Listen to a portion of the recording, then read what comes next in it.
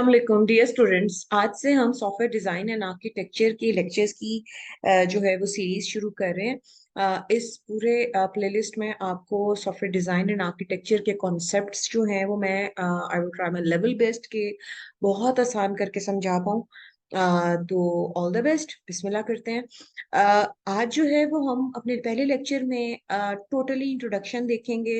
About software architecture and आगे मतलब जो हमारे सब्सिक्वेंट लेक्चर्स हैं इंशाल्लाह उसमें डिजाइन एंड आर्किटेक्चर और जो आर्किटेक्चरल डिफरेंट स्टाइल्स और इसकी केस स्टडीज, इसके यूज केसेस, इसकी एप्लीकेशंस और डिजाइन पैटर्न्स, ये सब प्लान में शामिल है। बट आज का जो लेक्चर है उसमें जस्ट हम इंट्रोडक्शन देखेंगे about software architecture and the importance of design, high level design, low level design. ये सब इंफॉर्मेशन आज के लेक्चर में आपको मिलेगी। तो साथ साथ जो है वो आपको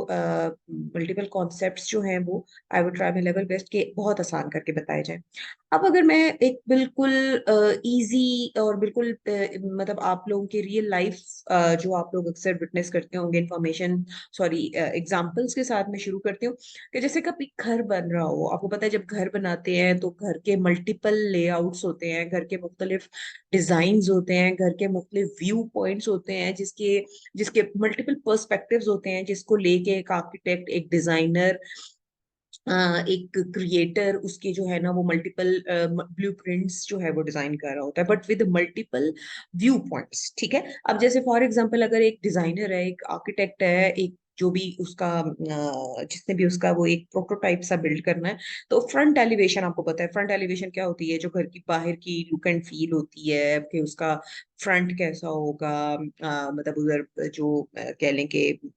खिड़कियां और बालकनी और लाइटें और पता नहीं क्या कुछ जो एक डेकोरेशंस होती हैं घर की, तो फ्रंट एलिवेशन का जो है एक डिफरेंट तरह का जो है वो एक डिजाइन होता है। इसी तरह अगर बात करें जब घर का फ्लोर प्लान बन रहा होता है, जब घर के फ्लोर प्लान की जो है वो डिजाइनिंग हो रही होती है, तो वो एक डिफरेंट व्यू पॉइंट होता है किसी भी घर के डिजाइन का। ठीक है। कि जैसे फॉर एग्जांपल फ्लोर प्लानिंग में अगर आपने कभी घर का नक्शा देखा हो तो उसमें क्या होता है कि जी बताया जा रहा होता है जी यहाँ पे ये रूम होगा, इस रूम से इस सेकंड लिविंग रूम की एक्सेस होगी, वॉशरूम्स यहाँ पे होंगे, लॉन्ड्री से जो है वो किचन कनेक्टेड होगा। तो ये प्रॉपर जो है ना वो एक फ्लोर प्लानिंग जो है ना वो एक डिजाइनर कर रहा होता है। और उसके बाद अगर हम बात करें लैंडस्केपिंग की, तो आपको पता है कि जो लैंडस्केपिंग, जो गार्डनिंग और जो बाहर जो का व्यू होता है, जो डेकोरेशन के लिए आप गार्डन वगैरह की जो है वो प्लानिंग कर रहे होते हैं, तो वो भी जो है एक प्रॉपर डिजाइन ही किया जाता है। तो और इसके अलावा अगर हम बात करें कि जब एक और व्यू पॉइंट है आपका कि जब घर का इंटीरियर, जब घर का इंटीरियर आपको पता है आजकल तो बेशुमार 3D सॉफ्टवेयर्स हैं, ऑनलाइन सॉफ्टवेयर्स हैं, ऑनलाइन एप्लीकेशंस हैं जो आपको असल नहीं होता। आप लोग इस बात से अग्री करेंगे कि ये जितनी भी लेआउट डिजाइनिंग है, जितनी भी फ्रंट एलिवेशन डिजाइनिंग है, जितनी भी आर्किटेक्टिंग की जा रही है, ये सब जो है वो असल में नहीं हो रहा, ये अभी प्लानिंग हो रही है। असल को दिमाग में रखते हुए, ग्राउंड रियलिटीज को दिमाग में रखते हुए, एक्चुअल एग्जीक्यूशन को, एक्चुअल इम्प्लीमेंटेशन को, एक्चुअल डिजाइनिंग को दिमाग में रखते हुए एक प्रोटोटाइपिंग, एक मतलब कह लें कि एक एब्स्ट्रैक्ट सा एक डिजाइन क्रिएट किया जा रहा होता है। तो ये सब जो है ये मल्टीपल तरह के डिजाइन्स हैं, मल्टीपल तरह के लेआउट्स हैं, मल्टीपल तरह के ब्लूप्रिंट्स हैं, प्रोटोटाइप्स हैं, व्हाट एवर यू कैन से। ये आपको जो है हेल्प कर रहे होते हैं to understand the upcoming product, right. तो यही जो है वो हम जब बात करें, अगर यही जो रियल लाइफ एग्जांपल्स मैंने आपको दिए हैं, अगर हम इन्हीं को मैप करें अबाउट सॉफ्टवेयर, जब आपने सॉफ्टवेयर बिल्ड करना है, ठीक है। अभी तक तो जो एग्जांपल्स थी वो आपके टेंजिबल, लाइक आपके ऐसे प्रोडक्ट की है, घर एक टेंजिबल प्रोडक्ट है कि जब वो बनता है तो बकायदा आप उसे छू सकते हैं, आप उसको चीजों को मतलब फिजिकली हाथ से जो है वो कंट्रोल कर सकते हैं। बट जब हम सॉफ्टवेयर की बात करते हैं तो आपको पता है सॉफ्टवेयर टेंजिबल नहीं है। ये हम जब से हम इंट्रोडक्शन टू सॉफ्टवेयर इंजीनियरिंग पढ़ते आ रहे हैं, तो ये बात पे हम सबका इत्तेफाक है कि चीजें उस तरह से टेंजिबल नहीं है। तो फिर जब कोई चीज टेंजिबल नहीं होती तो फिर उसको उसके चैलेंजेस थोड़े से जो है वो मुख्तलिफ होते हैं। तो डेफिनेटली जब हमने सॉफ्टवेयर भी डिजाइन करने हैं तो हमने उनके मल्टीपल लेआउट्स, उनके multiple view points, multiple perspectives हमने जो है वो अपने दिमाग में रखने हैं। जैसे अभी मैंने आपको multiple examples, multiple view points आपको घर की एक प्रोडक्ट की आपको समझाने की कोशिश की है, इसी तरह आप being a software designer, being a software engineer, I would entitle you as a software engineer. ठीक है, सॉफ्टवेयर इंजीनियर अब आपको अच्छी तरह पता है कौन होता है, जो सॉफ्टवेयर को इंजीनियर करता है। लाइक जैसे अब मैकेनिकल इंजीनियर्स हैं, इलेक्ट्रिकल इंजीनियर्स हैं, ये जो है वो अपने तरह के प्रोडक्ट्स को इंजीनियर करते हैं प्रॉपर। एक और इंजीनियरिंग क्या होती है, I would repeat, a systematic, a disciplined approach to build a product, right? And the product can be any product, जैसे मैंने आपको एग्जांपल दिया, electrical engineers, mechanical engineers and सब लाइक दैट, राइट? तो इसी तरह जो सॉफ्टवेयर इंजीनियर्स हैं उन बेचारों के साथ तो मतलब उनके साथ तो एक चैलेंज ये जुड़ा हुआ है कि एक ऐसी चीज बिल्ड करनी है कि जो कि टेंजिबल भी नहीं है, राइट? तो अब इस तरह के प्रोडक्ट को इंजीनियर करने की जो है वो चैलेंजेस भी फिर आपको पता है, being a software engineer different है। तो अब अगर आपने मल्टीपल व्यू पॉइंट्स या मल्टीपल जो है वो डायमेंशंस या मल्टीपल लेआउट्स या मल्टीपल पर्सपेक्टिव से जब आपको सॉफ्टवेयर डेवलप करना है, तो फिर आपको मल्टीपल तरह के डिजाइन्स भी चाहिए। जैसे फॉर एग्जांपल आप अब तक जो है वो use case diagrams, entity relationship diagrams, flow charts, class diagrams, state machines, ये सब जो है वो डिफरेंट तरह के आर्टिफैक्ट्स, डिफरेंट तरह की डायग्राम्स, डिफरेंट तरह के डिजाइन आर्टिफैक्ट्स जो है आप प्रोड्यूस करते आए होंगे। बट हर एक में लेवल ऑफ डिटेल फर्क है, ठीक है? जैसे अभी हमने मल्टीपल व्यू पॉइंट्स देखे थे घर के नक्शे के, जो है कोई फ्लोर प्लान था, कोई फ्रंट एलिवेशन थी, कोई लैंडस्केप था। तो इसी तरह अगर आप देखें, क्लास डायग्राम क्या है, आपका स्ट्रक्चरल मॉडल है, ठीक है, जिसमें आपके बेसिक बिल्डिंग यूनिट्स जो हैं वो आपको किस तरह से आपस में मतलब कह रहे हैं कम्युनिकेट कर रहे होंगे, कम्युनिकेट नहीं कहना चाहिए, आपस में किस तरह से लिंक्ड होंगे। कम्युनिकेशन जरा नेक्स्ट लेवल पे जाती है, जहाँ पे मैसेज पासिंग के थ्रू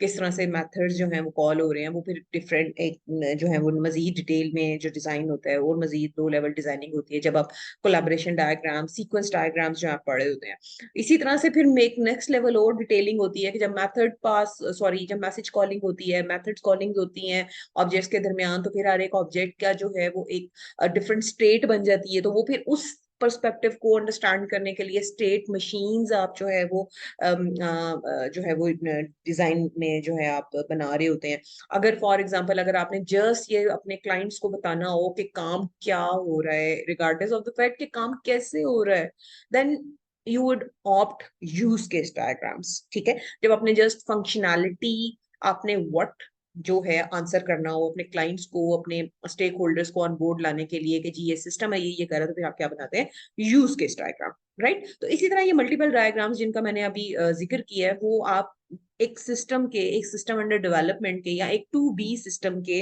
आपको जब आपने अपने क्लाइंट्स को, अपने स्टेक होल्डर्स को आपने जब एक ऑन बोर्ड ऑन डिस्कशन, आपको जब एक टेंजिबल फॉर्म में अपने सॉफ्टवेयर को इमेजिन करवाना होता है, तो फिर आप अपनी स्किल्स को यूज करते हुए आप इन डिजाइन डायग्राम्स का जो है वो सहारा लेते हैं। तो जब हम बात करते हैं डिजाइन की, हम जब बात करते हैं आर्किटेक्चर की, ठीक है, तो हमें जो है वो स्पेशली जब हम आर्किटेक्चर की बात करते हैं, तो हमें एक एब्स्ट्रैक्ट लेवल की बात करनी होती है, ठीक है? जैसे हम हमेशा बात करते आए ना, आर्किटेक्चर, आर्किटेक्चर आप अगर अपनी अभी एक बिल्कुल स्टार्ट में एक अपनी अंडरस्टैंडिंग बिल्ड करने के लिए अगर आप समझे ना, तो it's like a skeleton, right? Allah Ta'ala ने जितने भी मखलूकात बनाई हैं उन सबका एक स्केलेटन है, राइट? हम इंसानों का एक स्केलेटन है, एनिमल्स का एक स्केलेटन है, बर्ड्स का एक स्केलेटन है, ठीक है? और उसके बाद फिर उस पर्टिकुलर स्केलेटन के ऊपर जो है वो फिर आगे मल्टीपल वैरायटीज हैं, कुछ बर्ड्स किसी टाइप के होते हैं, कुछ किसी टाइप के होते हैं, एनिमल्स भी फिर कुछ किसी छोटे होते हैं, बड़े होते हैं, ह्यूज होते हैं, उसमें बट उनका एक प्रॉपर स्केलेटन है, एक आर्किटेक्चर है, ठीक है? तो आर्किटेक्चर जो है एक एब्स्ट्रैक्ट लेवल है, राइट? कि उसमें जो मल्टीपल कंपोनेंट्स हैं, अब अगर हम इंसानों की बात करें तो हमारे भी कंपोनेंट्स हैं, आर्म्स हैं, लेग्स हैं, ठीक है, हेड है, मतलब ये सब जो है हमारे कंपोनेंट्स हैं। तो इसी तरह आर्किटेक्चर को जब आप एब्स्ट्रैक्ट लेवल पे देखते हैं ना कि मल्टीपल कंपोनेंट्स एक दूसरे के साथ कैसे इंटरकनेक्टेड है, तो हमें जो है वो एक एब्स्ट्रैक्ट लेवल पे हमें पता होना चाहिए सबसे पहले, before going into detailed design, right. Architectural decisions, मैं हमेशा ये बात कहती हूँ कि आर्किटेक्चरल डिसीजंस जो होते हैं वो डिटेल डिजाइनिंग में जाने से पहले, हाई लेवल डिजाइनिंग के डिसीजंस के वक्त आप जो है आर्किटेक्चर का डिसीजन देते हैं कि अंडरलाइंग सिस्टम जो डिटेल डिजाइन बनने वाला है वो आखिर किस किस्म के डिजाइन, किस किस्म के आर्किटेक्चरल स्टाइल को, किस किस्म के आर्किटेक्चर को जो है वो फॉलो करते हुए जो है वो बनेगा। मल्टीपल आर्किटेक्चर स्टाइल्स हैं, वो इंशाल्लाह हम अपने अपकमिंग लेक्चर्स में हम अंडरस्टैंड करते जाएंगे। अब अगर मैं एक सिंपल एग्जांपल, क्योंकि अभी तक आप इस तरह के आर्किटेक्चर, और बेशक आपने मतलब कह लें कि डिफरेंट जो मतलब एडवांस लेवल के जो आर्किटेक्चर स्टाइल्स हैं, अगर आपने लेट सपोज उन पे नहीं भी काम किया तो एटलीस्ट ये जो मासूम नमाना सा एक आपके सामने जो है ना एक आ रहा है 3 लेयर आर्किटेक्चर या 3 टायर आर्किटेक्चर या 3 टायर मॉडल, कुछ भी आप कह लें, आपके वेब एप्लीकेशन में, आपके मोबाइल एप्लीकेशन में, आपको जो भी इंस्ट्रक्टर्स ने पढ़ाया होगा, आपको जरूर इस बात पे आपको इन्फोर्स किया होगा कि आप जो है ना लेयर्ड आर्किटेक्चर फॉलो करें, टीयर टायर या जो भी इसको कह लें आप आर्किटेक्चर फॉलो करें, जिसमें आप प्रेजेंटेशन की लेयर अलग रखते हैं, बिजनेस लॉजिक की लेयर अलग रखते हैं, डेटा या डेटाबेस की लेयर जो है ना आप अलग रखते हैं। तो क्या होता है, जो यूजर इंटरफेस की लेयर है या जो इसको प्रेजेंटेशन की लेयर कहते हैं, यूआई यूएक्स की लेयर कहते हैं, उसके अंदर वो जितने भी आपकी क्लासेस हैं, जितने भी आपके कंपोनेंट्स हैं, वो सारे जस्ट कंसर्न्ड होते हैं आपके प्रेजेंटेशन के साथ, आपकी यूआई के साथ, आपकी यूजर इंटरफेस के साथ, ठीक है, जिसमें आपके डॉट नेट के वेब फॉर्म्स हैं, ठीक है, फॉर्म्स हैं, सॉरी, और इसमें जो है वो आपके मल्टीपल जो आपके इवेंट हैंडलर्स हैं, वो सब सारे के सारे वो आपके इसके अंदर जो है ना वो आ रहे होते हैं। और उसके बाद अगर हम बात करें बिजनेस लॉजिक की, तो वो जितने भी आपकी बिजनेस लॉजिक की क्लासेस होती हैं, जो आपके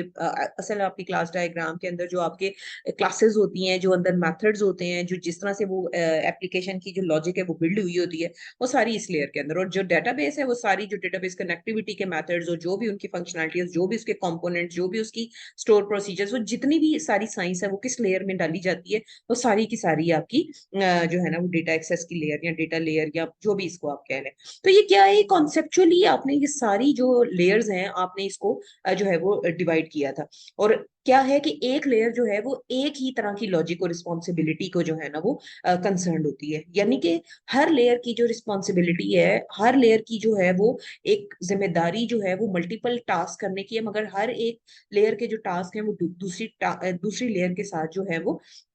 मतलब कह लें उनसे सेपरेशन ऑफ कंसर्न करने की कोशिश की है। ये भी हमारा एक जो है ना वो आगे प्रिंसिपल्स हैं, जो जब भी आपने सॉफ्टवेयर डिजाइन एंड आर्किटेक्चर का कोर्स आप पढ़ेंगे तो आपको सॉलिड प्रिंसिपल्स का जो है वो जिक्र आपको मिलेगा। ये वो कुछ असूल हैं जो कि आपने अपने दिमाग में रखने हैं। इंशाल्लाह हमारे अगले लेक्चर्स में मैं आपको वो भी समझाने की अपनी पूरी कोशिश करूंगी, राइट। ओके, अच्छा, अब जो ये जो कॉन्सेप्ट है, बेसिकली ये जो लेयर का कॉन्सेप्ट है, ये क्यों आपके सामने आया कि हमने हर लेयर की जो रिस्पॉन्सिबिलिटी है उसको कंसेप्चुअली इंकैप्सुलेट करने की जो है हम कोशिश करते हैं कि हर लेयर जो है वो एक पर्टिकुलर टाइप की, एक स्पेसिफिक टाइप के प्रॉब्लम को जो है वो एड्रेस कर रही हो। फॉर एग्जाम्पल, मैंने आपको जैसे पहले बताया कि प्रेजेंटेशन लेयर के वक्त हमारी ये फिक्र नहीं हमें होनी चाहिए कि हाँ जी डेटा मैनिपुलेशन किस तरह जो है ना वो हैंडल हो रही हो, राइट। ठीक है, प्रेजेंटेशन लेयर को जो है हम कह रहे होते हैं कि वो टू एंड क्या उसे कहना चाहिए, इनकमिंग और आउटगोइंग दोनों, क्योंकि वो बीच में कहीं अक्सर 3 लेयर की अगर बात की जाए तो वो मिड में होती है, और जो मिड वाली लेयर होती है उसने अपने ऊपर और नीचे दोनों जो उसके साथ कनेक्टेड लेयर्स हैं उसके साथ कम्युनिकेट करना होता है। मगर अगर हम प्रेजेंटेशन और डेटा एक्सेस की बात करें तो उनका डायरेक्ट आपस में कोई जो है ना वो नहीं है सिलसिला, कोई डायरेक्ट कम्युनिकेशन या डायरेक्ट डिपेंडेंसी या जो भी इसको कहना चाहिए। तो अगर इन केस, अगर इन फ्यूचर मैं अगर अगले लेक्चर्स की छोटा सा आपको हेल्प करूं कि इन आर्किटेक्चरल लेयर्ड आर्किटेक्चर का या जो भी आप आर्किटेक्चर मॉडल फॉलो करें, अगर पर्टिकुलरली हम लेयर्ड आर्किटेक्चर की बात करें या 3 टायर आर्किटेक्चर की बात करें, तो इसमें आप देखें मतलब सबसे पहले आप तो यही अंडरस्टैंड कर लें यही बात कि जब हमने लेयर्ड में इसको डिवाइड किया है, आपने सेपरेशन ऑफ कंसर्न किया है, आपने रिस्पॉन्सिबिलिटीज एक पर्टिकुलर लेयर की पर्टिकुलर लेयर को ही दी है, तो इसका सबसे बड़ा फायदा क्या होगा कि अगर कल को आपका यूजर इंटरफेस आपका या आपके डेटा बेस आपकी चेंज होती है, तो आपको जो बिजनेस लॉजिक है उसको बदलने की जरूरत नहीं है, राइट। और अगर आपका फ्रंट एंड चेंज होता है तो आपको उसका बिल्कुल बैक एंड जो है ना वो आप मतलब कह लें कोहेसिव है। आपकी कपलिंग जो है वो भी इंशाल्लाह कॉन्सेप्ट्स हम पढ़ेंगे कोहेजन और कपलिंग के, कि आपको उस बारे में जो है ना परेशान होने की जरूरत नहीं है, राइट। तो अब जो है ये बड़ी जबरदस्त कोटेशन जो थी वो मुझे मिली थी, मैंने कहा आप लोग के साथ लेक्चर में जो है शेयर करूं कि फ्रैंक लॉयड राइट जो है वो कहते हैं कि you can use an eraser on the drafting table और sledge on the construction site.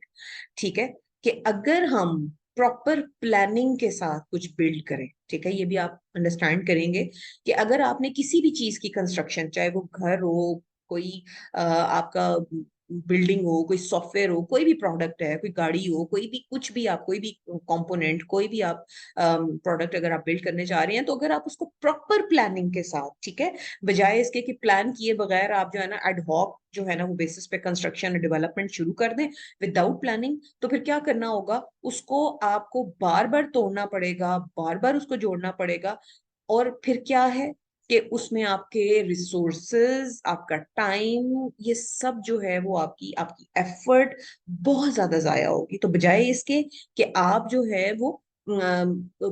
तोड़ें फोड़ें, मतलब ये बंदा भी यही बात कह रहा है जो फ्रैंक लॉयड है, कि आप बजाय एक हैमर लेके आपने बिल्ड कर लिया एक प्रोडक्ट, उसे बार बार तोड़ें, बार बार मोड़ें, बार बार जो है ना बिल्ड करें, उससे बेहतर है कि आपके पास प्रॉपर एक प्लान हो टेबल के ऊपर, टेंजिबल फॉर्म में आपके पास आर्टिफैक्ट्स हो, और आप उनको रिमूव करके, इरेज करके आप उधर ही फिक्स कर लें with the perspective of the ultimate product that is going to be build ultimately. और इस पर्टिकुलर केस में हमारे पास सॉफ्टवेयर हमारा जो है ना वो प्रोडक्ट है, तो आप उधर ही उसके प्लान में चेंजेस कर लें, उसमें आपको ज्यादा फायदा है, आपकी एफर्ट बच जाएगी रिगार्डलेस कि आप उस पे जो है ना, आप बजाय इसके कि आप उसको प्रोडक्ट को बिल्ड करें और उसके बाद उसे तोड़ फोड़ के जो है ना वो आप सही करते रहे। तो architecture is like a planning, you can से आर्किटेक्चरिंग, किसी चीज को आर्किटेक्चर करना, वो एक समझें कि आपका एक बड़ा फुल फ्लेज किस्म का प्लान है, जिसको डिटेल डिजाइनर्स ने जो है वो शर्मिंदा ताबीर करना है, आप ये समझें कि एग्जीक्यूटेबल प्रोडक्ट में, राइट।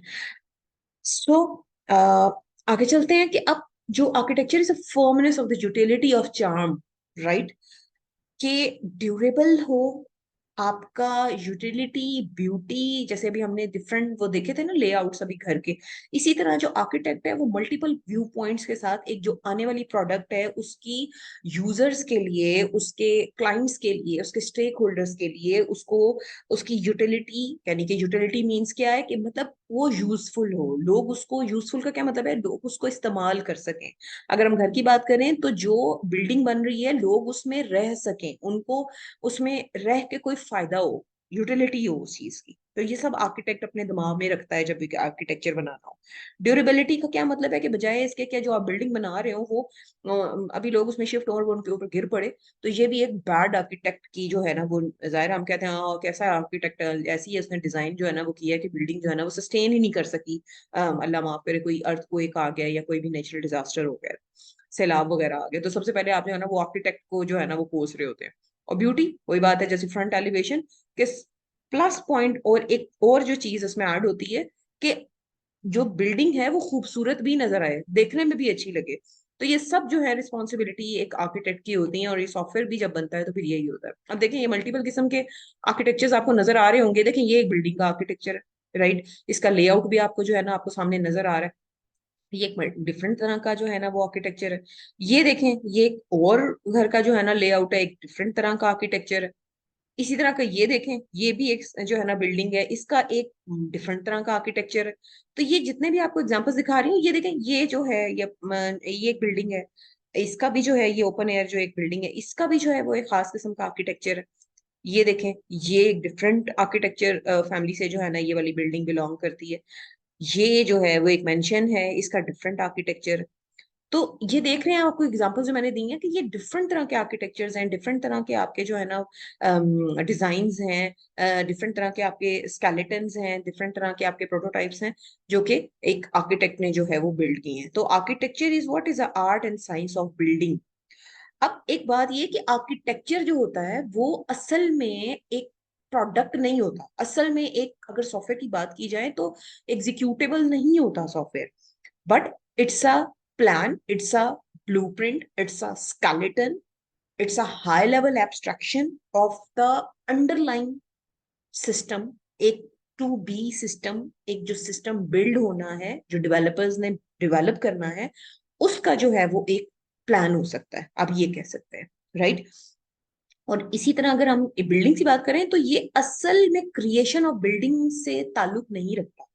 ठीक है, कि उसमें जो है वो बिल्डिंग की वो किस तरह से बिल्ड की जाएगी, क्या होगा, किस तरह का मटेरियल जो है ना उसमें यूज होगा। मगर आर्किटेक्ट का यहाँ पे जो कंसर्न है कि आप जो बिल्डिंग के कंपोनेंट्स हैं, बिल्डिंग में वो इस्तेमाल होने वाला जो मटेरियल है, उसको किस तरह से आप जोड़ें, किस तरह से आप उसको कनेक्ट करें, किस तरह से उसको आपस में आप रिलेट करें, कि जिससे एक पर्पसफुल किस्म की जो आपकी बिल्डिंग है वो आप खड़ी कर सकें, राइट। जैसे मैंने पहले कहा ना कि ये एक बिल्डिंग बिल्डिंग नहीं है या बिल्डिंग की क्रिएशन नहीं है, it's a concern regarding the design of your ultimate product.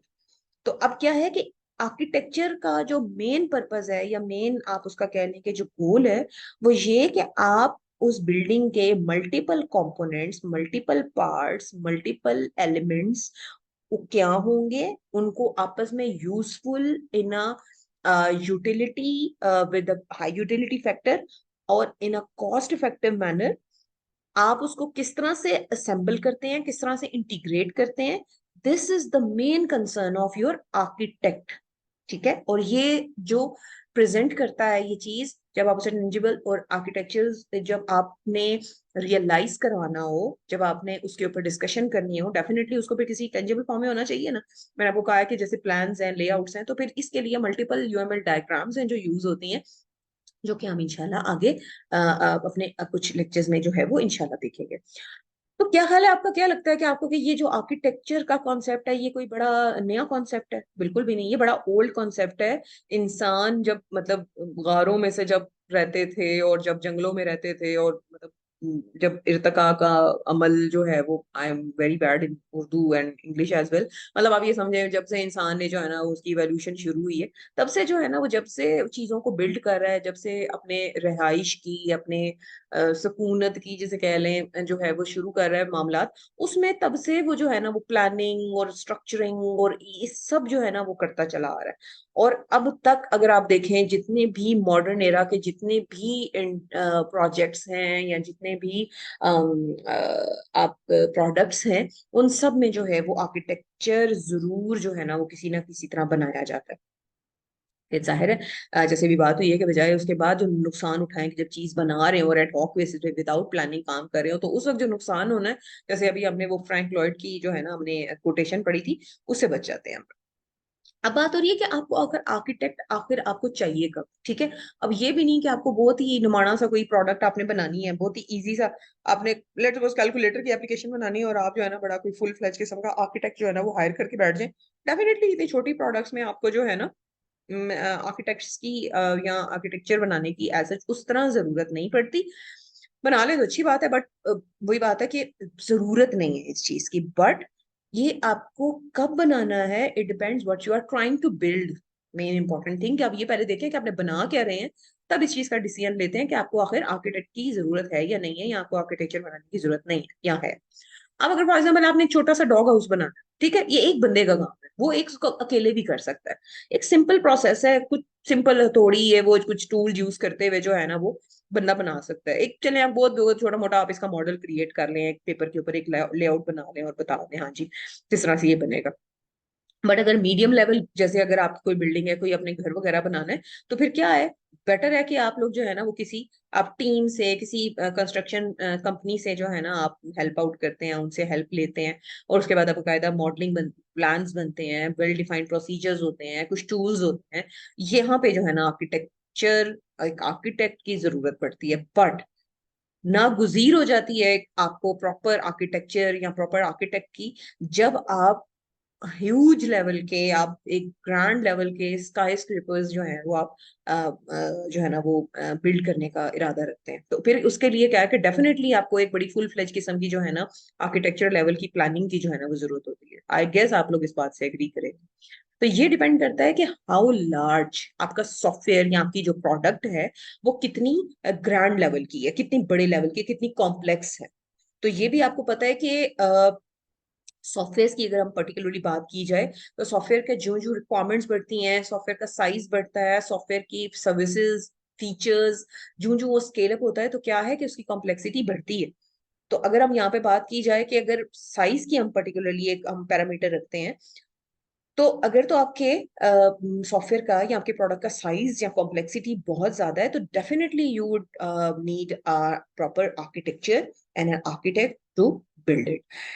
अब लार्ज का जो है वो डेफिनेटली मल्टीपल इसके लिए जो है ना तरीके यूज होते हैं, function points, line of code, Kokomo और पता नहीं क्या क्या आपने बातें सुनी होंगी, use case point, object points, ये मल्टीपल वो आप कह लें कि सॉफ्टवेयर की एफर्ट एस्टिमेशन की टेक्निक्स हैं जो कि यूज होती हैं। बट अगर आपने वो नहीं भी, अगर आपको इतना आइडिया नहीं है उसका, तब भी बस अगर आप समझने की कोशिश करें, तो सॉफ्टवेयर को जो है वो उसकी कॉम्प्लेक्सिटी कितनी है, वो साइज कितना है, या वो कितना बड़ा है या कितना कॉम्प्लेक्स है, उसको मेजर करने के लिए भी मल्टीपल जो है ना आपके पास पैरामीटर्स हैं, मेट्रिसेस हैं, तरीके हैं उसको मेजर करने के, कि आपको कितना टाइम लग रहा है उसको बिल्ड करने में, आपको कितना वक्त लग रहा है, ठीक है, आपको कितने लोग चाहिए उस प्रोजेक्ट के लिए, आपको कितनी कॉस्ट चाहिए। अगर आपने सॉफ्टवेयर के साइज को अगर आपने मैयर करना है, तो फिर उसके लिए जैसे मैंने आपको बताया कि जो है ना बहुत सारे तरीके एग्जिस्ट करते हैं, जिसमें कुछ मैंने अभी आपके सामने उनका जिक्र भी किया। तो फिर आप जो है ना उसको, इन सब तरीकों को यूज करते हुए आप असेस कर सकते हैं कि हाँ जी आपके सॉफ्टवेयर का क्या मतलब पैमाना क्या है, कितना बड़ा है वो सॉफ्टवेयर, और फिर उसके बाद आप डिसीजन लेते हैं कि हाँ जी अब आर्किटेक्चर हमें चाहिए या नहीं चाहिए। तो डेफिनेटली बड़े सॉफ्टवेयर के लिए हमें हर तरह से, हर सूरत में हमें आर्किटेक्चर का डिसीजन लेना ही लेना है। तो यहाँ पे डिफरेंट आपको नजर आ रहे होंगे कि आप जो स्कूल प्रोजेक्ट्स बनाते हैं, यूनिवर्सिटी प्रोजेक्ट्स बनाते हैं, उनकी जो है वो ड्यूरेशन होती है। कभी ऐसा होता है कि कुछ आपकी असाइनमेंट्स होती हैं, छोटे लेवल की होती हैं, एक हफ्ते में बन जाती हैं। एक सेमेस्टर प्रोजेक्ट्स होते हैं, एक सेमेस्टर में बन गए, 2 सेमेस्टर में बन गए, ठीक है। फिर आपके फाइनल ईयर प्रोजेक्ट्स होते हैं, 2-2 साल चलते हैं। और सॉरी, 2 साल कह रही, जो बच्चे नहीं सही करते फिर उनके रिपीट भी होते हैं। बट नॉर्मली एक फाइनल ईयर प्रोजेक्ट की ड्यूरेशन जो होती है यूनिवर्सिटी में, वो मतलब कम से कम जो एक होती है वो 1 साल होती है। तो वो जब 1 साल होती है, फिर उसमें टीम इन्वॉल्व होती है, फिर उस केस में तो डेफिनेटली आपको आर्किटेक्चरल डिसीजंस जो हैं वो डिजाइन डिसीजन से पहले जो है ना वो आपको करने होते हैं। इसी तरह से अगर हम माइक्रोसॉफ्ट ऑफिस की, माइक्रोसॉफ्ट वर्ड की बात करें, तो लाइन ऑफ कोड अगर हम एक बेंचमार्क या एक पैरामीटर तय करते हैं, तो उसमें भी जो है वो आपको पता है कि ओवर द टाइम जैसे जैसे एप्लीकेशन ग्रो करती जाती है, तो वो लाइन ऑफ कोड भी उसका जो है वो बढ़ता जाता है। तो इसी तरह सॉफ्टवेयर प्रोजेक्ट्स की जो कॉम्प्लेक्सिटी है उसके साइज के हिसाब से बढ़ती है, राइट। तो फिर क्या है कि as the size and complexity of the software system increase, the design decisions and the global structure of the system become more important in the selection of specific algorithm and data structures. यहीं से ये बात clear होती है कि जैसे जैसे आपका सॉफ्टवेयर का साइज इंक्रीज हो रहा है, तो डेफिनेटली उसकी कॉम्प्लेक्सिटी भी इंक्रीज हो रही है। और फिर वो एक ऐसा सिस्टम है कि जो कि देखिए, आपको मैं पहले ही कह रही हूँ कि टेंजिबल है ही नहीं, वो चैलेंज एक अलग उसके साथ है। तो फिर एज कंपेयर टू कि हाँ जी आपने एल्गोरिथम कौन सा यूज करना है, आपने डेटा स्ट्रक्चर कौन सा यूज करना है, आपने अंडरलाइन प्रोग्रामिंग लैंग्वेज कौन सी यूज करनी है, उससे कहीं पहले आपके लिए जो सबसे इंपॉर्टेंट चैलेंज है वो ये डिसीजन लेना है कि इस किस्म की एप्लीकेशन के लिए आपका ओवरऑल ग्लोबल स्ट्रक्चर, आपका लेआउट, आपका स्केलेटन, आपका हाई लेवल डिजाइन, आपका आर्किटेक्चर, ये सब जो है ना वो क्या होंगे। तो ये सब चीजें जो है ना वो सबसे पहले आपके दिमाग में होनी चाहिए। अब ये देखें, अब अगर हम बात करें जितने भी आप कोर्सेज पढ़ते आए हैं, जैसे इंट्रोडक्शन सॉफ्टवेयर इंजीनियरिंग हो गई, या आपने multiple programming languages, programming fundamentals का कोर्स, या इंट्रोडक्शन टू प्रोग्रामिंग, या जिस भी टाइटल से आपने जिस भी यूनिवर्सिटी में कोर्स पढ़ा होगा, ये जो डिफरेंट कॉन्सेप्ट्स हैं, या जो डिफरेंट कोर्सेज ये जो अब तक आप पढ़ते आए हैं या पढ़ रहे हैं, या जो भी कैरिकुलम या जो भी रोड मैप आपकी यूनिवर्सिटी में या आपके इदारे में फॉलो हो रहा है, ये वाले जो आपके कॉन्सेप्ट्स हैं, ये वाले जो सॉरी कोर्सेज के अंदर जो कॉन्सेप्ट्स हैं, ये बता रहे हैं कि आपने कंपोनेंट्स को, अब वो कंपोनेंट किसी भी लेवल का कंपोनेंट हो सकता है, राइट। ये अपने दिमाग में रखिएगा कि जब भी आर्किटेक्चर में हम बात पढ़ रहे हैं, जो भी हम आर्किटेक्चर के कोर्स में पढ़ रहे हैं, तो हम एलिमेंट्स की बात कर रहे हैं, हम कंपोनेंट्स की बात कर रहे हैं। एंड इन कंपोनेंट्स की जो एब्स्ट्रक्शन है, या जो इनकी लेवल है, या इनका जो हाँ लेवल ही कहना चाहिए, ये कुछ भी हो सकता है। ये क्लास से लेके एक पैकेज भी हो सकता है, एक सब सिस्टम भी हो सकता है, ठीक है। तो अगर आप एक, बस मैं एक, अगर फॉर एग्जांपल एक बेंच मार्क रख लेती हूँ कंपोनेंट, तो ये आपको ये बता रहे हैं कि एक कंपोनेंट को आपने कैसे स्क्रैच से बिल्ड करना है, राइट। कि फॉर एग्जांपल अब देखें कि अगर हम घर की बात कर रहे हैं, तो ईंट जो है वो एक कंपोनेंट है, राइट। वो भी एक पर्टिकुलर तरीके से वजूद में आई है, भट्टों में जो है ना ईंटें पहले बनाई जाती, बट जब घर बन रहा होता है, तो वो जो ईंट है वो एक कंपोनेंट के तौर पे काम कर रही होती है। फिर उसके बाद जो वो ठेकेदार है वो उस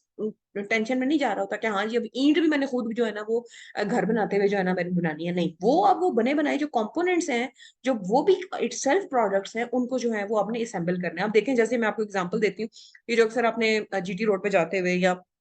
आपने जाते हुए ये कहीं भी रास्ते में ये अक्सर आप पढ़ते होंगे, हाँ जी, घर की तैयार छतें जो है ना वो दस्तयाब है। तो इसका क्या मतलब है कि वो आसमान से उतरी है? डेफिनेटली वो भी एक कंपोनेंट है, वो भी जो स्क्रैच से बना होगा। बट अब क्या है कि आर्किटेक्चर की जब बात होती है तो हम उन कंपोनेंट्स को जो है ना वो अब असेंबल कैसे करना है, कि फॉर एग्जांपल अगर कोई बना बनाया कंपोनेंट आपको मार्केट में मिल रहा है, तैयार छतें, मगर आर्किटेक्चर जो है ना वो आपका एक डिफरेंट तरह का एक तैयार छतें घर की आपको कंपोनेंट मिल रही हैं, और आप जो है ना उसको फॉर एग्जांपल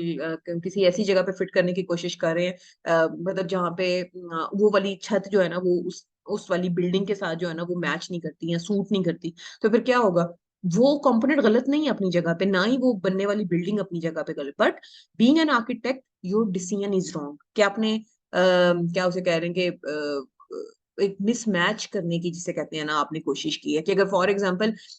बिल्कुल ऐसी बात है कि स्टूडेंट है, कोई बच्चा है, उसका टेम्परामेंट है कि वो मेडिकल पढ़ना चाहता है, डॉक्टर बनना चाहता है, मगर अब्बू जो है या अम्मी जो है वो जबरदस्ती पकड़ के, नहीं बेटा हमारी फैमिली में तो सारे इंजीनियर्स हैं, तू इंजीनियर ही बनेगा, तो फिर वो जब बन के निकलेगा ना वो डॉक्टर होगा तो फिर वो इंजीनियर होगा। तो इसका मतलब है कि आप इस तरह से जो है वो डिसीजंस नहीं कर सकते, और ये वाले जो इंटेलिजेंट डिसीजंस होते हैं रिगार्डिंग योर सॉफ्टवेयर सिस्टम, ये जो है ये करते हैं आपके architects, because they people are literate, they people are mature, they people are experienced, or they are experienced,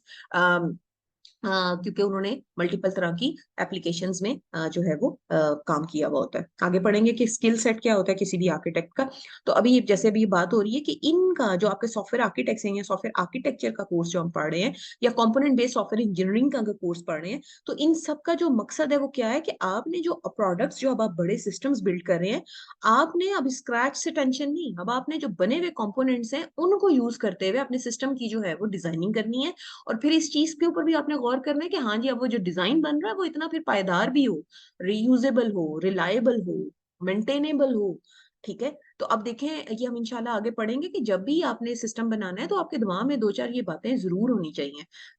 खैर उनकी बात आगे करते हैं। अच्छा, अब देखते हैं हम आगे, आई होप यहाँ पे आप बात क्लियर होगी कि अब यहाँ पे बात हो रही है कि हाँ जी सॉफ्टवेयर आर्किटेक्चर क्यों, वाई सॉफ्टवेयर आर्किटेक्चर।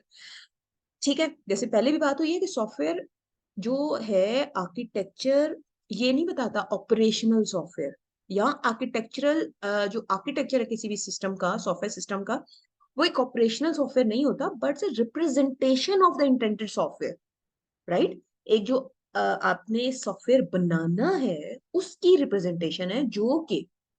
अब एक सॉफ्टवेयर इंजीनियर को इस काबिल कर देती है कि वो ये फैसला कर सके कि ये जो आपका सॉफ्टवेयर का डिजाइन है वो कितना इफेक्टिव है। ठीक है, वो आपके जो मैंने बताया ना कि डिटेल डिजाइनिंग में जाने से पहले आप आर्किटेक्चर का जो है वो डिसीजन ले लेते हैं कि कौन सा स्टाइल अप्लाई करना है, कौन सी टाइप का आर्किटेक्चर इसके ऊपर अप्लाई होगा। ब्लैक बोर्ड होगा, पाइप एंड फिल्टर होगा, इसके अंदर 3 टायर एप्लीकेशन वाला आर्किटेक्चर लगेगा, इसमें micro services, micro controllers, sorry service oriented architecture लगेगा। इस सब चीजों का जो है ना वो आपने या मॉडल व्यू कंट्रोलर लगेगा, एमडीसी लगेगा, कुछ भी, ये सब वो आर्किटेक्चर स्टाइल्स हैं जो कि आपने डिटेल डिजाइनिंग में जाने से पहले आपने डिसीजन लेना है। तो ये हेल्प कर रहा होता है आप एक सॉफ्टवेयर इंजीनियर को कि भाई बनने से पहले, असल ऑपरेशनल सॉफ्टवेयर बनने से पहले, बाद में जो तू तोड़े मोड़े फोड़ेगा, इसको टाइम वेस्ट करेगा, पैसा तबाह करेगा, क्लाइंट का वक्त बर्बाद करेगा, अपना ट्रस्ट लूज करेगा, तो उससे बेहतर है कि तू भाई इस लेवल पे डिसीजन कर ले। और फिर उसके बाद क्या है कि इसको हेल्प भी करता है आपके सॉफ्टवेयर इंजीनियर को कि आपके पास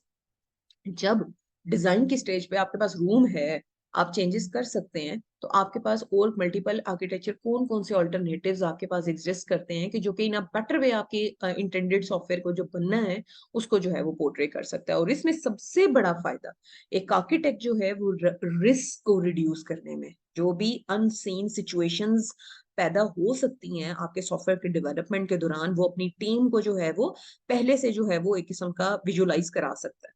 राइट? कि क्या किस किस्म के बिहेवियरल, स्ट्रक्चरल, डिप्लॉयमेंट लेवल के इश्यूज या एस्पेक्ट्स जो हैं वो आ सकते हैं। प्लस ये कि ये कॉम्प्लेक्सिटी को मैनेज करने में, क्योंकि बड़ा सॉफ्टवेयर है, पहली बात की थी कि हम उसके लेवल ऑफ एब्स्ट्रैक्शन को देखते हुए, क्योंकि मैंने आपको जैसे पहले ही बताया कि architecture is a abstraction of your indented system, of your upcoming system under development. उसकी कॉम्प्लेक्सिटी को मैनेज करता है, उसकी मल्टीपल एस्पेक्ट्स, जो मल्टीपल उसके कह लें कि स्ट्रक्चरल बिहेवियरल जो भी उसके डिसीजंस हैं उनको रिप्रेजेंट करने में, उनको विजुलाइज करने में, उनको प्रेजेंट करने में आपको जो है वो हेल्प करता है। प्लस ये कि आप ये भी देख सकते हैं, आप ये भी समझ सकते हैं आर्किटेक्चर को यूज करते हुए कि ये जो भी आप डिजाइन डिसीजंस ले रहे हैं ये आपके सिस्टम के क्वालिटी एट्रीब्यूट्स को कैसे इफेक्ट करेगा। आपने ये वर्ड जरूर सुना होगा क्वालिटी एट्रीब्यूट्स, से जो आप एबिलिटीज पढ़े होते हैं वो। खैर क्वालिटी एट्रीब्यूट्स का हमारा अलग एक टॉपिक है, एक अलग जो है ना हम टेक्टिक्स को जो है हम अपने सॉफ्टवेयर आर्किटेक्चर के कोर्स में देखेंगे कि आपको अगर अपने सिस्टम की मेंटेनेबिलिटी, इफेक्टिवनेस, एफिशिएंसी, यूजेबिलिटी, ये सब टेक्टिक्स अगर आपको चाहिए तो आप किस तरह से ये आपके जो है ना वो आर्किटेक्चर आपके उन डिसीजंस को जो है ना वो इफेक्ट कर सकता है। एंड प्लस ये कि डेफिनेटली सिस्टम ने, आपको पता है आप सॉफ्टवेयर डेवलपमेंट लाइफ साइकिल पढ़ते आए हैं कि आपके सिस्टम की जो है ना वो एक स्टेज है मेंटेनेंस, अपग्रेडेशन, एवोल्यूशन। ठीक है, सिस्टम ने इवॉल्व होना है, न्यू रिक्वायरमेंट्स आएंगी, न्यू चैलेंजेस आएंगे, न्यू सर्विसेज आपको सिस्टम के अंदर, आपको अपकमिंग न्यू टेक्नोलॉजीज के साथ जब आपको चलना पड़ेगा तो आपको उसी सिस्टम को अपग्रेड करना पड़ेगा। जैसे कहते हैं ना कि वक्त के साथ नहीं चलेंगे तो वक्त आपको पीछे छोड़ जाएगा, ऐसे सिस्टम्स डेड हो जाते हैं कि जो कि अपने आप को वक्त के साथ साथ इवॉल्व नहीं करते। राइट। तो ये वो चीजें हैं कि आपको अपने दिमाग में जो है वो रखना है जब भी आपने सॉफ्टवेयर आर्किटेक्चर का डिसीजन लेना है। अब बात हो रही है एब्स्ट्रैक्शन की, कि बात हो रही है कि जो आपका आर्किटेक्चर है वो आपकी एब्स्ट्रैक्शन का एक तरीका है कि आपने अपने सॉफ्टवेयर को इस लेवल की एब्स्ट्रैक्शन करनी है कि हर बंदा उसको अंडरस्टैंड कर सके। बट आपको पता है कि दरिया को कूजे में बंद करना या किसी सारे कॉन्सेप्ट्स को, जो डिटेल्ड कॉन्सेप्ट्स हैं, कंक्रीट कॉन्सेप्ट्स हैं, कंक्रीट डिटेल्स हैं, कंक्रीट डिजाइंस हैं, उनको एक लेवल ऑफ एब्स्ट्रैक्शन पे लाना एक काफी हार्ड पार्ट है। कि आपने ये भी देखना है कि आपकी इंपॉर्टेंट इंफॉर्मेशन, इंपॉर्टेंट डिटेल्स आपकी मिस ना हो जाए। ठीक है, और आप जो है वो बहुत ज्यादा निटी ग्रिटीज में भी ना चले जाएं। तो ये सबसे ज्यादा जो है आपके लिए चैलेंजिंग जो है ना वो स्टेज होती है। और abstraction is a tough task, but architect जो है वो उसकी ये ड्यूटी है कि वो एब्स्ट्रैक्शन को जो है वो प्रोड्यूस करके विजुलाइज करा सके कॉन्सेप्ट्स को। कौन होता है जी software architecture? William Bill H Gates, देखा है आपने? ठीक है, ये बंदा जो है वो चीफ सॉफ्टवेयर आर्किटेक्ट है, रहा है एक टाइम तक, जून 2006 तक माइक्रोसॉफ्ट में। राइट। तो जनाब अब अगर आप देखें, ये भी आपके पास एक मतलब कह लें कि इसको सॉफ्टवेयर डेवलपमेंट लाइफ साइकिल कह लें या सॉफ्टवेयर डेवलपमेंट के स्टेजेस कह लें उसको, मल्टीपल रोल्स के साथ थोड़ा सा इनकॉर्पोरेट करने की कोशिश की है कि देखें एक एंड पे आपका कस्टमर होता है, फिर डेवलपमेंट होता है, फिर ऑपरेशंस होता है, और ये बीच में पहिया चल रहा है, ये थोड़ा सा रिलेट करें। ये स्टेजेस हैं आपके सॉफ्टवेयर डेवलपमेंट लाइफ साइकिल की जी। एनालिसिस भी हो रहा है, रिक्वायरमेंट्स गैदरिंग भी हो रही है, डिजाइनिंग भी हो रही है, कोडिंग भी हो रही है, इम्प्लीमेंटेशन, फिर उसके बाद टेस्टिंग भी हो रही है, डिप्लॉयमेंट भी हो रही है, फिर उसके बाद एवोल्यूशन हो रहा है, उसकी मेंटेनेंस हो रही है, और it's a cyclic process. Right. तो अब अगर आप ये देखें कि ये देखें एक एंड पे जो एनालिस्ट हैं या मार्केटिंग के जो लोग हैं वो सारा रिक्वायरमेंट्स के ऊपर फोकस कर रहे होते हैं, क्लाइंट साइड की, उनकी कस्टमर्स की सेटिस्फेक्शन या वो जो चाह रहे हैं उससे गैदर करने के लिए, या उनकी चीजों को, उनके कॉन्सेप्ट्स को, या उनकी सोचों को, या उनकी एक्सपेक्टेशंस को, या उनकी रिक्वायरमेंट्स को, या उनकी नीड्स को, कुछ भी आप कह लें, वो कन्वे करते हैं कि आगे वाली स्टेज पे जहाँ पे डिप्लॉयमेंट डेवलपमेंट के सॉरी लोग बैठे हैं, और वहीं पे टॉप पे बैठा हुआ है आपका आर्किटेक्ट। राइट। जहां पे आपकी डेवलपमेंट होनी है, इम्प्लीमेंटेशन बड़ी दूर की बात है। ये नहीं मतलब कि इसका कि आर्किटेक्ट आगे मैं आपको बताऊंगी कि आर्किटेक्ट की जो है वो स्किल सेट क्या होता है। आर्किटेक्ट ये नहीं कि खाली वो बस कोई भी बंदा मुंह चुक के जो है ना वो आर्किटेक्ट बन जाएगा। उसको बकायदा इम्प्लीमेंटेशन डिटेल्स, उसको कोडिंग भी आनी चाहिए, उसको कोडिंग का पता होना चाहिए, बेशक करे ना करे बट उसको पता हो प्रोग्रामिंग लैंग्वेजेस क्या होती हैं, कौन सी होती हैं, किसके क्या चैलेंजेस हैं, किसमें क्या सर्विसेज हैं, किसमें नहीं है, कौन से आर्टिकल्स यूज करने हैं, किस वक्त कौन सा जो है ना कंपोनेंट, किस कंपोनेंट के साथ बेस्ट जो है ना वो सूटेबल होगा ताकि अल्टीमेट प्रोडक्ट लाइक ये मतलब कह लें कि हर फन मूला बंदा होता है। ठीक है, तो इसको मैक्सिमम जो है ना वो सिस्टम के जो आगे अपकमिंग जो डिटेल्स है उसको इसका जो है ना ये पता होना चाहिए। फिर उसके बाद क्या है, आपके डिजाइनर्स हैं, आपके डेवलपर्स हैं, आपके क्यूए के लोग हैं, आपके टेस्टिंग के लोग हैं। देन उसके बाद नेक्स्ट है आपके ऑपरेशंस के लोग हैं जो कि फिर आपको ये जो कस्टमर सपोर्ट वाले होते हैं, फिर आईटी सपोर्ट वाले लोग होते हैं। तो ये जो है वो आर्किटेक्ट देखें कहाँ पे बैठा हुआ है। अब जो बात हो रही थी कि आर्किटेक्ट का जो है वो रोल क्या है, या उसका स्किल सेट क्या है, या वो क्या उसको उसके काम होते हैं, ठीक है। वही बात है कि एस, एसी की टीम का मतलब कह ले कि वन ऑफ द लीड जो इंसान कहा जाता है वो आपका, लेट सपोज एक वो तो है ऑर्गेनाइजेशन टू ऑर्गेनाइजेशन, या organization structure to organization structure that varies. But ये जो है ये बंदा जो आर्किटेक्ट होता है, इसके अंदर तो सबसे पहले जो सॉफ्टवेयर इंजीनियरिंग की जो स्किल्स हैं, जो सॉफ्टवेयर इंजीनियरिंग के फंडामेंटल कॉन्सेप्ट्स हैं, वो तो इसके बहुत ही अच्छे होने चाहिए, ठीक है।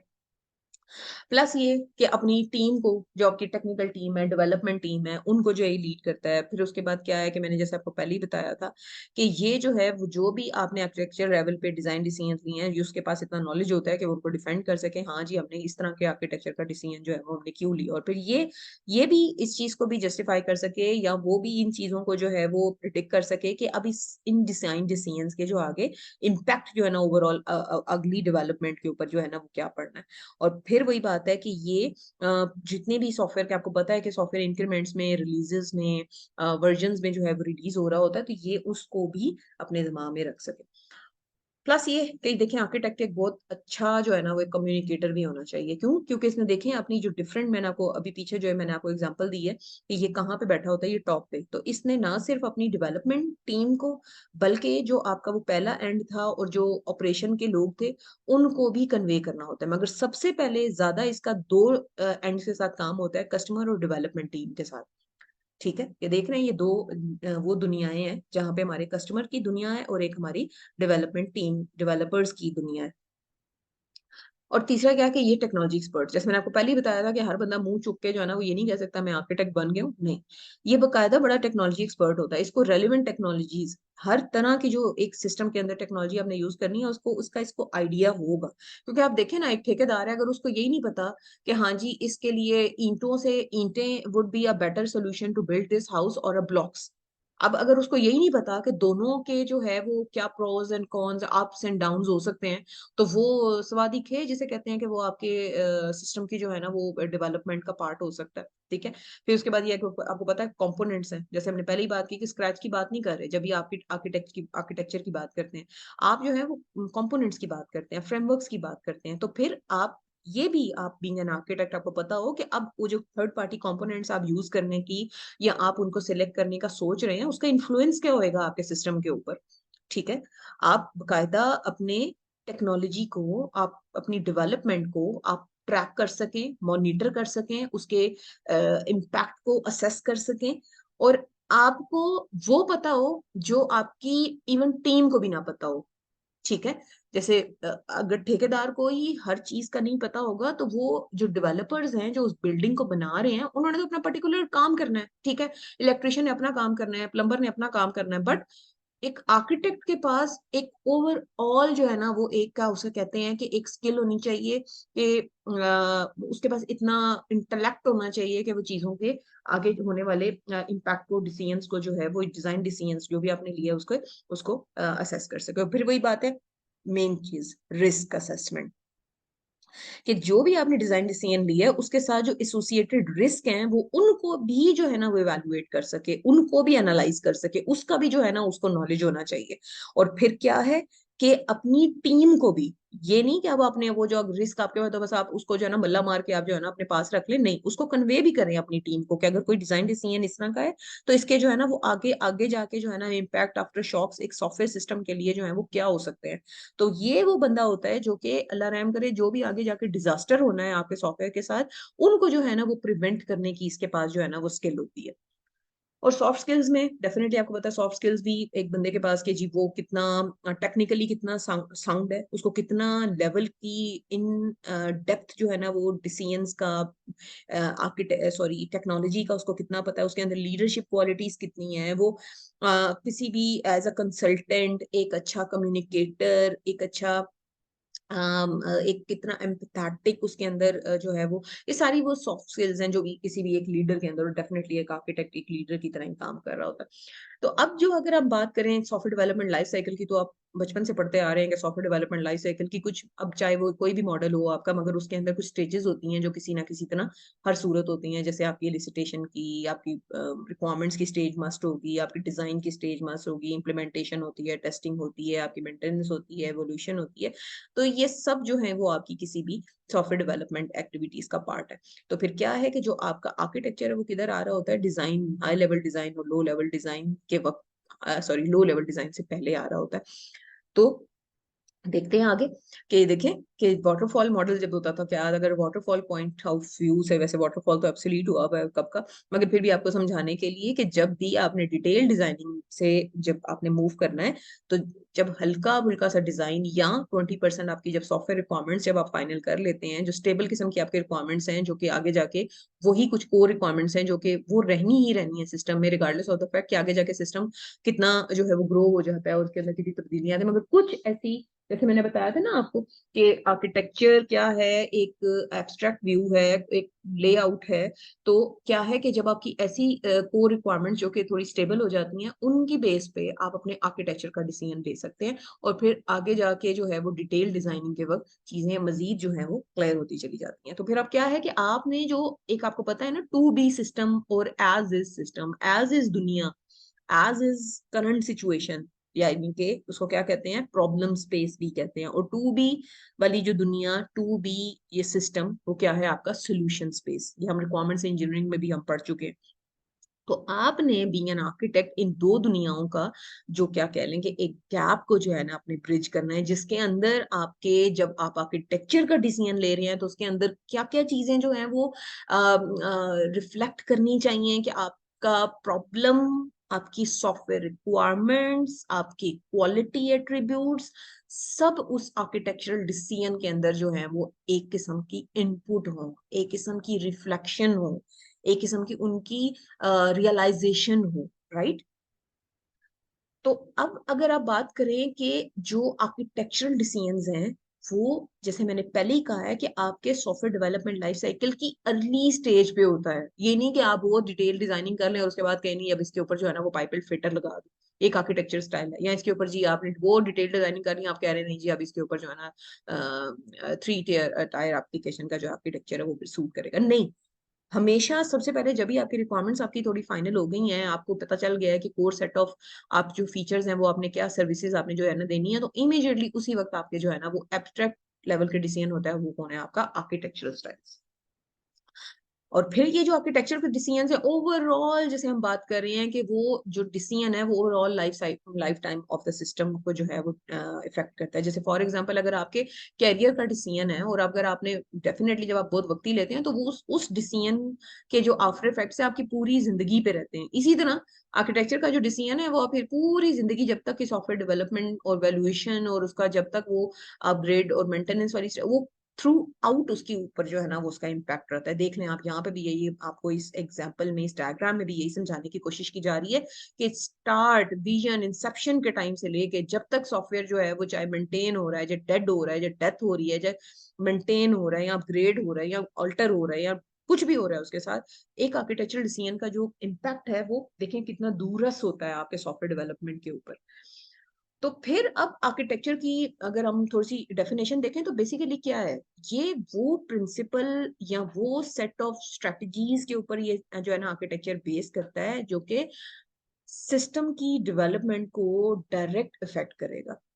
ठीक है, वही बात है कि आपके सॉफ्टवेयर सिस्टम की जो आपकी असल में सॉफ्टवेयर बनना है, जो असल में सॉफ्टवेयर कंस्ट्रक्ट होना है, उसने जो इवॉल्व करना है कि उसका एक ब्लूप्रिंट है, एक स्ट्रक्चर है, एक स्केलेटन है, एक रिप्रेजेंटेशन है, एक प्लानिंग है, आप इसको कुछ भी कह लें, but not actual software, not actual implementation, right. तो बेसिकली बात क्या हो रही थी कि यहाँ पे मतलब कह लें कि बिल्ड एंड फिक्स, या बिल्ड नहीं कहना चाहिए, इंटीग्रेशन या कंपोनेंट्स की आपस में, या जो एलिमेंट्स हैं जो बने हुए हैं उनको आपस में जोड़ के उनकी आपस में कैसे कम्युनिकेशन होगी, कौन से एलिमेंट्स आपस में जो है वो सूटेबल हैं नहीं है, उनकी आपस में रिलेशनशिप कैसा है, ये उसके स्ट्रक्चर की, ओवरऑल स्ट्रक्चर की बात करता है। यहाँ पे भी ये लिखा हुआ है कि इसका स्ट्रक्चर या स्ट्रक्चर्स ऑफ अ सिस्टम और अ सब सिस्टम। ठीक है, जैसे बात हो रही थी ना कि कंपोनेंट की, जो मैंने अभी हमने जब डिस्कशन शुरू की, तो it can be a unit, any unit of abstraction, right? It can be class, it can be a component, it can be a package, it can be a subsystem, it can be a overall system. जैसे for example आप देखें ना, आप अगर हम एक component की बात करें कि ये जो पेमेंट गेटवेज है, राइट, पेपाल हो गया या कुछ भी, ये क्या है? ये भी तो एक कंपोनेंट है ना। अब आप क्या है, आपने वो बनाया नहीं है, आपने उसको पकड़ा और अपने सॉफ्टवेयर के साथ उसको क्या किया आपने, यूजिंग अ गेटवे या यूजिंग एन एपीआई या यूजिंग उसके जो इंटरफेसिंग के थ्रू आपने उसको क्या किया, अपने सिस्टम के साथ कनेक्ट किया। तो आर्किटेक्चर की जो बात है वो क्या है कि वो इन कंपोनेंट्स को आपस में किस तरह से विद विजिबल प्रॉपर्टीज आपने कैसे उन कंपोनेंट्स को आपस में जोड़ना है और उनके आपस में फिर रिलेशनशिप जो है उनको आपने एड्रेस करना है। This is about your software architecture. तो जैसे अभी बात हो रही थी कि आपका जो अच्छा सॉफ्टवेयर आर्किटेक्चर है वो एक सिस्टम, एक सॉफ्टवेयर सिस्टम को किस काबिल करता है कि आपका सिस्टम फ्लेक्सिबल हो, रीयूजेबल हो, मेंटेनेबल हो। अब जैसे मैं आपको हमेशा एक बात कहती होती हूँ कि ये नहीं कि आप ये जो बचपन में स्कूल के प्रोजेक्ट्स, को स्कूल पे तो नहीं, फर्स्ट सेमेस्टर के प्रोजेक्ट्स आप बना रहे होते हैं, इंट्रोडक्शन टू प्रोग्रामिंग का प्रोजेक्ट बनाया, अब वो बेचारा इतना निमाना टूटा फूटा प्रोजेक्ट है कि बैसाखियों पे चलता है, और वो किसी ना किसी तरह आप बस दुआएं करते हैं कि अल्लाह मियां बस डेमो तक पहुंच जाए, उसके बाद जाइए भाड़ में। किसी ना किसी तरह लंगड़ा लूला आप जो है ना वो प्रोजेक्ट जो है ना अपना डेमो दे देते हैं, और उसके बाद क्या है, अगला कोर्स आया ऑब्जेक्ट ओरिएंटेड प्रोग्रामिंग। बहुत ही कोई 1% रेयर कोई स्टूडेंट्स होंगे जो कि इतना अच्छा उन्होंने उसको जो है ना उसका डिजाइन किया होता है अपने एप्लीकेशन का, कि उसको अपग्रेड कर सकें वो अब नए चैलेंजेस, नई जो है ना पैराडाइम के ऊपर के ऊप में जाके उसके अंदर ऑब्जेक्ट ओरिएंटेशन आप अप्लाई कर सकें। और फिर उसके बाद ऊप का भी ऐसा लंगड़ा लूला प्रोजेक्ट आप बनाते हैं बस वक्त पे पाऊ किस्म का, कि बस वो उधर पूरा हो, वो वाकई पूरा हो जाता है डेमो के वक्त, बस पूरा हो गया। उसके बाद डेटा स्ट्रक्चर में गए हैं, अब नए सेट के साथ, नए रिक्वायरमेंट्स के साथ, नई उसके साथ जो है ना स्क्रैच से आप काम शुरू करते हैं। बट जो आपके कमर्शियल सॉफ्टवेयर हैं, आपके जो ये नहीं स्कूल के, कॉलेज स्कूल और आपके यूनिवर्सिटी के प्रोजेक्ट्स की बात नहीं कर रही, जो रियल लाइफ प्रोजेक्ट्स हैं, अगर उनका आर्किटेक्चर ठीक नहीं होगा, एक प्रॉपर आर्किटेक्चरल डिसीजंस नहीं होंगे, मिच्योर किस्म के डिजाइन डिसीजंस नहीं होंगे, एक आर्किटेक्चर या एक सिस्टमैटिक डिजाइन फॉलो नहीं हो रहा होगा, तो कभी भी वो सिस्टम फ्लेक्सिबल नहीं होगा। फ्लेक्सिबल इन द सेंस कि उसके अंदर इतनी फ्लेक्सिबिलिटी नहीं है कि आप उसके अंदर चेंजेस ला सकें, उसके अंदर आप अपग्रेड कर सकें। ठीक है, ये बिल्कुल वही एग्जांपल है कि जैसे मैं हमेशा आपको क्लास में देती हूँ कि अबू ने जो है वो घर का नक्शा जो है वो बनवाया, और मतलब उस वक्त उनको था कि अच्छा बच्चे तीन ही हैं, छोटे बच्चे हैं, चलो जी बस ये जो है ना एक कमरे में जो है ना ये तीनों पूरे आ जाएंगे, चलो जी बस एक किचन बना लो, एक वॉशरूम बना लो बाहर, और बस ये बात खत्म। अब क्या हुआ, बच्चे बड़े हुए, डेफिनेटली चैलेंजेस बढ़ गए, हर एक बच्चे को अपने कमरे की जरूरत है। अब क्या करेंगे, ओहो अच्छा चलो इस कमरे के ना ऐसा करो ऊपर एक और कमरा डाल दो, अच्छा अब सीढ़ियां कहाँ से निकलेंगी, अच्छा जी ऐसा करते हैं वो ना वो लोहार से कह के ना बाहर से सीढ़ियां निकलवा लेते हैं। अच्छा चलो जी ये हो गया। फिर बच्चों की शादियां हो, अब क्या करें, ओहो अब हर एक जाहिर है बच्चे को, हर एक फैमिली को जो है एक अलग वॉशरूम की भी जरूरत है, चलो जी अब वो तो कमरा ही डाला था, वॉशरूम कहाँ डालेंगे। अब वॉशरूम के लिए जो है क्या करें, अब वो एडहॉक बेसिस पे वो, जैसे वो अगर आप पार्क्स वगैरह में जाए, पब्लिक पार्क में, तो वो जो टैंकियों के अंदर उन्होंने वॉशरूम बनाया होता है, पोर्टेबल किस्म के वॉशरूम्स बाहर टांगे। तो अब ये देखें क्यों, क्योंकि एक विदाउट एनी प्लान जो है वो एक कंस्ट्रक्शन शुरू की गई है। तो अब क्या है, वहीं पे तोड़ फोड़ जो उस वक्त ग्रीडी अप्रोच नजर आ रही है वो किसी ना किसी तरह उधर जो है ना वो टुच कर देते हैं। फिर क्या है, अच्छा जी अब किचन की जरूरत है, अब क्या करें, ओहो अच्छा वो जो बाहर वॉशरूम बनाया था ना उसको ही तोड़ो और किचन को तोड़ो, तो दोनों को मिला के जो है ना वो एक बड़ा किचन बना लो। बैड, बैड, ये बिल्कुल वही वाली बात है। यहाँ पे आप घर के आर्किटेक्चर को भी खराब कर रहे हैं, घर की बुनियादों को भी हिला रहे हैं। और वही बात है जो वहां पे फ्रैंक लॉयड ने बात की थी कि आप बजाय इसके कि प्रॉपर प्लान करते, टाइम देते, प्रॉपर उसकी आर्किटेक्चरल डिसीजंस लेते, आप एड हॉक बेसिस पे जो है ना चल रहे हैं। तो कभी भी ऐसी प्रोडक्ट जो है वो ना ही फ्लेक्सिबल है, ना ही वो रीयूजेबल है। मतलब कि अगर फॉर एग्जाम्पल आपने एक ऐसी कंपोनेंट, जैसे मैंने अभी आपको पहले बताया कि अगर आपने ऑब्जेक्ट ओरिएंटेड प्रोग्रामिंग में अगर आपने एक ऐसा प्रोजेक्ट बनाया है जो कि आगे आपके किसी नेक्स्ट लेवल के कोर्स में जाके अगर वो प्रोजेक्ट एज अ कंपोनेंट अगर आपने उसको रीयूज करना है, अगर आपने फॉर एग्जांपल कोई ऐसी एप्लीकेशन बनाई है कि जैसे फॉर एग्जांपल अगर आप ये बात करें कि आपने आपका प्रोजेक्ट था कि आपने ट्रांसक्रिप्ट कैलकुलेटर बनाया है फॉर एग्जांपल, ये आपका प्रोजेक्ट था, और अगले किसी कोर्स में जाके एक बड़े बड़े ग्रैंड किस्म की एप्लीकेशन आपने जो है ना वो लॉन्च करनी है, तो वो जो फॉर एग्जांपल कोई स्टूडेंट इंफॉर्मेशन सिस्टम या आपने कोई रजिस्ट्रेशन सिस्टम या कोई, तो आप क्या कर सकेंगे, बजाय फिर ट्रांसक्रिप्ट वाला सारा मॉड्यूल आप स्क्रैच से बिल्ड करें, आप उसको उसके साथ रीयूज कर सकें। बट वो भी तब होगा जब वो इटसेल्फ ट्रांसक्रिप्ट वाला जो आपका कैलकुलेटर वाला सिस्टम है वो बड़ा मेच्योर और प्रॉपर प्लानिंग और प्रॉपर आर्किटेक्चर प्रॉपर डिजाइन के साथ जो है ना वो आपने बिल्ड किया होगा। और फिर ऐसे ही सिस्टम मेंटेनेबल होते हैं जो कि प्रॉपर आर्किटेक्चर को फॉलो कर रहे होते हैं। मेंटेनेंस का क्या मतलब है कि जब उसको फर्दर इवॉल्व होना है, फर्दर उसको उसके ऊपर जो आपको, जैसे अब घर वाली एग्जांपल लें कि प्रॉपर अगर प्लान के जरिए प्रॉपर आर्किटेक्चर के जरिए वो बना हुआ होता तो उसको मेंटेन करना भी क्वाइट इजी होता। आप खुद सोचे ना, आपने जो है ना वो एडहॉक डिसीजंस ले रहे हैं, कल को कोई पाइप लीक हो गया है, कोई अंदर से कोई वायरिंग जो है ना वो शॉर्ट होगी, अब समझ ही नहीं आ रही कि हाँ जी किस कमरे से क्या चीज कहाँ जा रही थी, कोई फ्लोर प्लान नहीं, कोई कुछ नहीं, तो फिर आप सोचेंगे इस किस्म के बिल्डिंग को मेंटेन करना जो है ना वो कितना जो है ना मुश्किल हो जाएगा। तो फिर अब्बा जी क्या कहेंगे, मेरा ख्याल है एनू एनू डगाओ तो या फिर बड़ा बनाओ या फिर एनू बेचो तो या फिर कितने ना डिफेंस डिफेंस से बड़ा कार ले लो, गल ही खत्म करो। अच्छा जी, अब है जी आप बात कर रहे हैं कंपोनेंट्स की, स्ट्रक्चर्स की, तो जैसे मैंने आपको पहले बताया कि आर्किटेक्चर क्या डिफाइन कर रहा है, कंपोनेंट्स एक एब्स्ट्रैक्शन को डिफाइन कर रहा है। ये डिटेल्स की तरफ नहीं जा रहा, आप सिर्फ जो इंटरैक्शंस है उन कंपोनेंट्स की, उन कंपोनेंट्स के बारे में, उन कंपोनेंट्स की इंटरैक्शन के ऊपर फोकस्ड है। बट वो कंपोनेंट्स, वो स्क्रैच वाला काम वो आप बाकी कोर्सेज में कर चुके हैं, राइट। तो अब जो है आपका आर्किटेक्चर वो एक से ज्यादा स्ट्रक्चर्स के ऊपर हो सकता है, राइट। मॉड्यूलर स्ट्रक्चर है, आपका प्रोसेस स्ट्रक्चर है, राइट, जो आप जैसे आप मॉड्यूलर प्रोग्रामिंग, प्रोसेस ओरिएंटेड या प्रोसीजरल प्रोग्रामिंग उसके ऊपर बात कर रहे होते हैं, ठीक है। उसके बाद आपके मल्टीपल हो सकते हैं स्ट्रक्चर्स, जैसे मल्टीपल लेआउट्स थे ना आपके घर के, अब फिजिकल स्ट्रक्चर्स हो सकते हैं कि हाँ जी कौन सी लाइब्रेरीज, कौन से प्रोसेसर्स, कौन से हार्डवेयर कंपोनेंट्स, कौन से सॉफ्टवेयर कंपोनेंट्स, ठीक है। वो सब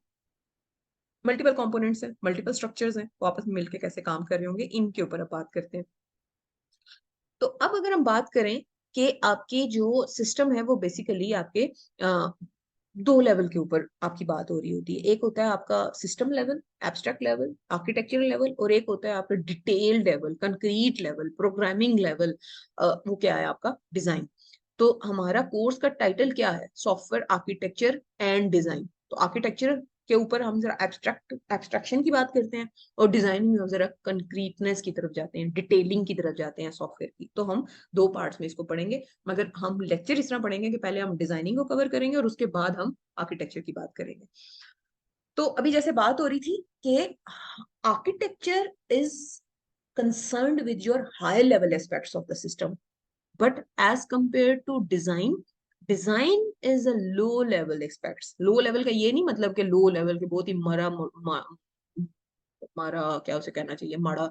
किस्म का जो है ना वो गिरा पड़ा किस्म का डिसीजन। ये वही बात है जैसे हाई लेवल प्रोग्रामिंग और लो लेवल प्रोग्रामिंग, ठीक है। High level programming is a more understandable और मोर एब्स्ट्रैक्ट और more understandable to your humans. और जो लो लेवल होता है वो more understandable, more relatable, more compatible with your system. जैसे फॉर एग्जांपल असेंबली है, वो हम क्या कहते हैं, वो बड़ी लो लेवल प्रोग्रामिंग या रजिस्टर लेवल पे जाके आप अपने सिस्टम लेवल पे, सिस्टम लेवल प्रोग्रामिंग जो है वो जिस कैटेगरी में आती है। इसी तरह से जो कंक्रीट डिजाइन, जो मतलब डिटेल लेवल डिजाइनिंग, जो आप सिस्टम लेवल डिजाइनिंग करते हैं, वो जो है वो बहुत डिटेल लेवल, उसको आप क्या कहते हैं, सिस्टम डिजाइन या सॉफ्टवेयर डिजाइन। और जो आप आर्किटेक्चर लेवल की बात कर रहे हैं, हाई लेवल डिजाइनिंग, जिसके अंदर आपके हार्डवेयर कंपोनेंट्स, आपके सॉफ्टवेयर कंपोनेंट्स आपस में किस तरह कनेक्ट कर रहे होंगे, लेयर्स में कैसे कंपोनेंट्स को डिवाइड करना है, सब सिस्टम स्ट्रक्चर्स की जब आप बात करते हैं तो फिर क्या है आपका, वो है एब्स्ट्रैक्ट लेवल, हायर लेवल, या स्ट्रक्चरल लेवल, या क्या उसे कहना है, स्केलेटन लेवल, कुछ भी आप कह लें, तो ये थोड़ा हाई लेवल होता है। तो अब बात कर रहे हैं हम इसकी कि आखिर आपका डिजाइन होता क्या है। आपको याद होगा जब हम रिक्वायरमेंट्स की बात करते थे तो हम बात करते थे व्हाट की। रिक्वायरमेंट स्पेसिफिकेशन किस बारे में होती थी, व्हाट के सिस्टम ने करना क्या है, याद है ना आपको रिक्वायरमेंट्स इंजीनियरिंग का कोर्स। आप उसमें हाउ की बात नहीं करते थे। हाउ में हम किसकी बात कब जाते थे, जब हम डिजाइन पे आते थे कि सिस्टम ने जो ऊपर आपने सर्विसेज की बात कर ली है, अब कस्टमर की उन एक्सपेक्टेशंस को या उन फीचर्स को या उन सर्विसेज को, उन रिक्वायरमेंट्स को किस तरह आपने, हाउ आपने उसको कैसे जो है वो परफॉर्म कराना है, वो अपना काम कैसे करेगा, वो हम बात करते थे किसमें, डिजाइन में। याद है ना आपको। तो आप क्या करें कि ओवरऑल सिस्टम को जो है वो आप डिकम्पोज कर रहे हैं। आप जो है अपने काम को, जो कि डेवलपर्स ने आप जो आपके असल कोडर्स ने जो आपको करके देना है, आप उनके लिए काम को डिवाइड कर रहे हैं, राइट। प्लस ये कि आपने जो नॉन फंक्शनल रिक्वायरमेंट्स हैं, जैसे हमने पहली बात की थी, जो क्वालिटी एट्रीब्यूट्स हैं, आपने उनके लिए भी जो है ना आपके दिमाग में होता है, जब आपने डिटेल डिजाइनिंग कर रहे होते हैं, कि वो किस तरह से आपने जो है ना अचीव करनी है, या आपका डिजाइन उसको कैसे जो है ना इफेक्ट कर रहा है। प्लस आपके दिमाग में आपकी टारगेट टेक्नोलॉजी भी होनी चाहिए, कि यानी कि आपने कौन सा मिडलवेयर, कौन सा डेटाबेस, कौन सा आपने जो है ना वो फ्रेमवर्क, कौन सी आपने टेक्नोलॉजी जो है ना वो आपने जो है ना वो यूज करनी है। तो ये सब जो है ना वो आप कहाँ पे कर रहे होते हैं, डिटेल डिजाइनिंग के वक्त ये चीज आपके दिमाग में होता है, राइट।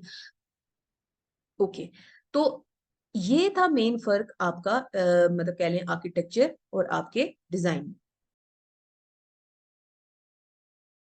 अच्छा, तो डियर स्टूडेंट्स, हम बात कर रहे थे कि एक अच्छा जो डिजाइन है वो क्या होता है। तो एक अच्छे डिजाइन के लिए, एक अच्छे सिस्टम डिजाइन के लिए, जो आपके पास सबसे पहली जो आपके लिए आपका टारगेट है या गोल है, कि जो आपके एनालिसिस की स्टेज में आपके कस्टमर की जो रिक्वायरमेंट्स हैं, आपके क्लाइंट की जो रिक्वायरमेंट्स हैं, जो उसकी एक्सपेक्टेशंस हैं, जो उसकी नीड्स हैं, आपका डिजाइन उसको इम्प्लीमेंट करता, उसको रिफ्लेक्ट करता नजर आए। ठीक है। ना सिर्फ वो रिक्वायरमेंट्स जो उसने एक्सप्लिसिटली आपको बताई हैं, एक्सप्लिसिटली एक्सप्लेन की हैं आपके साथ वन टू वन मीटिंग में, या जो भी एलिसिटेशन की टेक्निक यूज हुई है उसमें जो ब्रीफ की गई हैं, उनके साथ साथ आपके डिजाइन को उन इम्प्लिसिट रिक्वायरमेंट्स को भी जो है वो एकोमोडेट करना है, या रिफ्लेक्ट करना है, या इम्प्लीमेंट करना है, कि जो कि कस्टमर की डिजायर है। Not only the explicit one but the implicit requirements as well.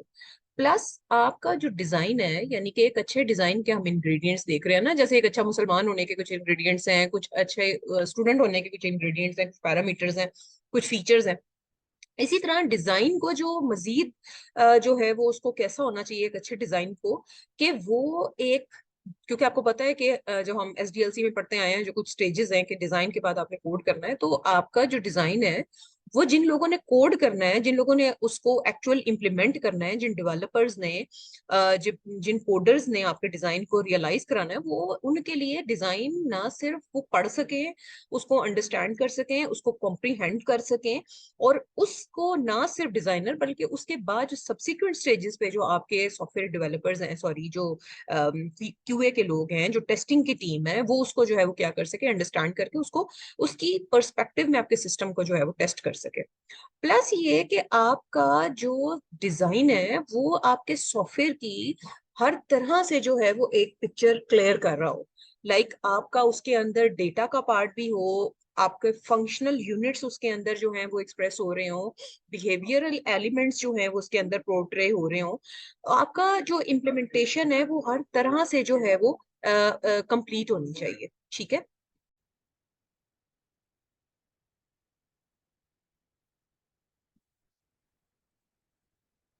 Alright. अच्छा, उसके बाद जो हमारे पास कुछ एक्सपेक्टेशंस हैं रिगार्डिंग अ गुड डिजाइन। अब जो सॉफ्टवेयर आर्किटेक्चर की बात हो रही है, जैसे हम शुरू से बात करते आ रहे हैं कि ये एक हाईएस्ट लेवल डिसीजन होता है किसी भी सॉफ्टवेयर की कंस्ट्रक्शन के लिए। तो इन हाईएस्ट लेवल डिसीजंस में आपको कुछ पर्सपेक्टिव्स आपके दिमाग में होने चाहिए, कुछ पॉइंट ऑफ व्यूज आपके, या उसको क्या कहना चाहिए, आपके कुछ कंसर्न्स हैं सिस्टम के डेवलपमेंट को लेके, जब आपने हाई लेवल डिसीजंस करने हैं, स्पेसिफिकेशंस लिखनी है, या आपने आर्किटेक्चर कंस्ट्रक्शन आपने करनी है, या बना बनाया आर्किटेक्चर लेना है, या जो भी हो सकता है आपके करंट सिचुएशन में आपकी जो डिमांड है, उस वक्त आपने जो दिमाग में रखने हैं ना कुछ डायनेमिक्स, वो क्या है कि आपके दिमाग में टेक्नोलॉजी चॉइसेस हो, कि कौन सी लैंग्वेज, कौन सा डेटाबेस, कौन सा मिडलवेयर, या कौन सा ऐसा फ्रेमवर्क है जिसके ऊपर आपने जो है ना अपने सिस्टम को स्टैब्लिश करना है। प्लस आपके पास आपके डेटाबेसेस से रिलेटेड, हार्डवेयर से रिलेटेड, आपने कौन सा स्टाइल यूज करना है आपने आर्किटेक्चर का, आपका सिस्टम सेंट्रलाइज है, डिस्ट्रीब्यूटेड है, किस तरह का है, ये इस चीज का आपने डिसीजन करना है। प्लस आप ये देखें कि आप अपने जो सिस्टम है उसको किस तरह से रूटीन्स की फॉर्म में है, ऑब्जेक्ट ओरिएंटेड आप पैराडाइम फॉलो कर रहे हैं, आपकी वेब एप्लीकेशन है, आपकी मोबाइल एप्लीकेशन है, आपके दिमाग में ये सारे कॉन्सेप्ट्स होने चाहिए। प्लस आपको पता है कि हम आर्किटेक्चर की जब बात कर रहे हैं तो हम आर्किटेक्चर की इसलिए बात कर रहे हैं कि हम ये देखें कि प्रोग्राम जो है वो सब सिस्टम्स की फॉर्म में है, आपका प्रोग्राम रूटीन्स की फॉर्म में है, ये सब वो कंसर्न्स हैं जो आपके ना माइंड में होने चाहिए, राइट। अच्छा, अब अगर देखें तो जैसे मैं अभी बात कर रही हूँ कि आपका जो डिजाइन है वो एग्जैक्टली लीड करता है आपके लो लेवल कोड को, आपके लो लेवल कोड नहीं कहना चाहिए, मतलब कि जो अब आपकी इम्प्लीमेंटेशन डिटेल्स हैं उनको उसको जो है ना वो रिफ्लेक्ट करना चाहिए। अब डेफिनेटली हमारे पास जो अभी तक आपने पैराडाइम्स पढ़े हैं, they are procedural paradigms and object oriented, ठीक है। If your design is purely based on object orientation, तो फिर आपने ये देखना है कि कौन सी क्लासेस, उनके क्लासेस के दरमियान का रिलेशनशिप कैसा है, उन क्लासेस के आपस में जो है वो उनकी कॉल्स कैसे जा रही हैं, वो आपस में कम्युनिकेट कैसे कर रही हैं, क्या क्लासेस जो है वो पैकेजेस की फॉर्म में है, क्लासेस स्टैंड अलोन है, क्लासेस कंपोनेंट्स में है, आपके क्लासेस के डेटा मेंबर्स क्या हैं, ये सब वो है जो आपने जब डिजाइन बिल्ड करना है तो आपके दिमाग में हो। अब देखें कि अब कहते हैं कि डिजाइन जो है वो अच्छा डिजाइन होना चाहिए, एक अच्छी प्रोडक्ट की तरफ जो है ना वो आपको लीड कर रहा हो, आपकी रिक्वायरमेंट्स को जो है, जैसे भी हमने पीछे डिस्कस किया है कि आपकी रियल रिक्वायरमेंट्स जो आपकी कस्टमर की रिक्वायरमेंट्स है उनको जो है वो रिफ्लेक्ट कर रहा हो। तो फिर हमारा क्या मतलब है, what do you mean by, और what do we like you can say understand about a good design. ठीक है, हमने कुछ देखा था कि डिजाइन के कुछ इंग्रेडिएंट्स हैं गुड होने के लिए, तो कुछ गोल्स भी हैं। ठीक है, गुड डिजाइन को हमेशा एक ऐसे सॉफ्टवेयर की को पोर्ट्रे करना करना चाहिए जो कि एक करेक्ट करेक्ट डिजाइन हो। ठीक है, डिजाइन शुड बी करेक्ट।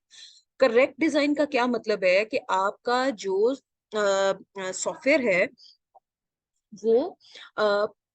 वो ही कर रहा हो, डिजाइन वो ही पोर्ट्रे कर रहा हो कि जो कि असल में आपके सॉफ्टवेयर को करना है। ठीक है, ये नहीं कि आप वो चीज डिजाइन कर रहे हैं कि जो कि आपका सॉफ्टवेयर एक्सपेक्टेड नहीं है वो काम करने का, मगर आपका डिजाइन उस तरफ जो है ना वो लीड कर रहा है, राइट। अच्छा, अब प्लस हमारे पास जो नेक्स्ट चैलेंज है वो ये है कि आपका डिजाइन जो है वो रूबस्ट होना चाहिए। ठीक है, यानी कि एरर्स को लेके, प्रॉब्लम्स को लेके, आपके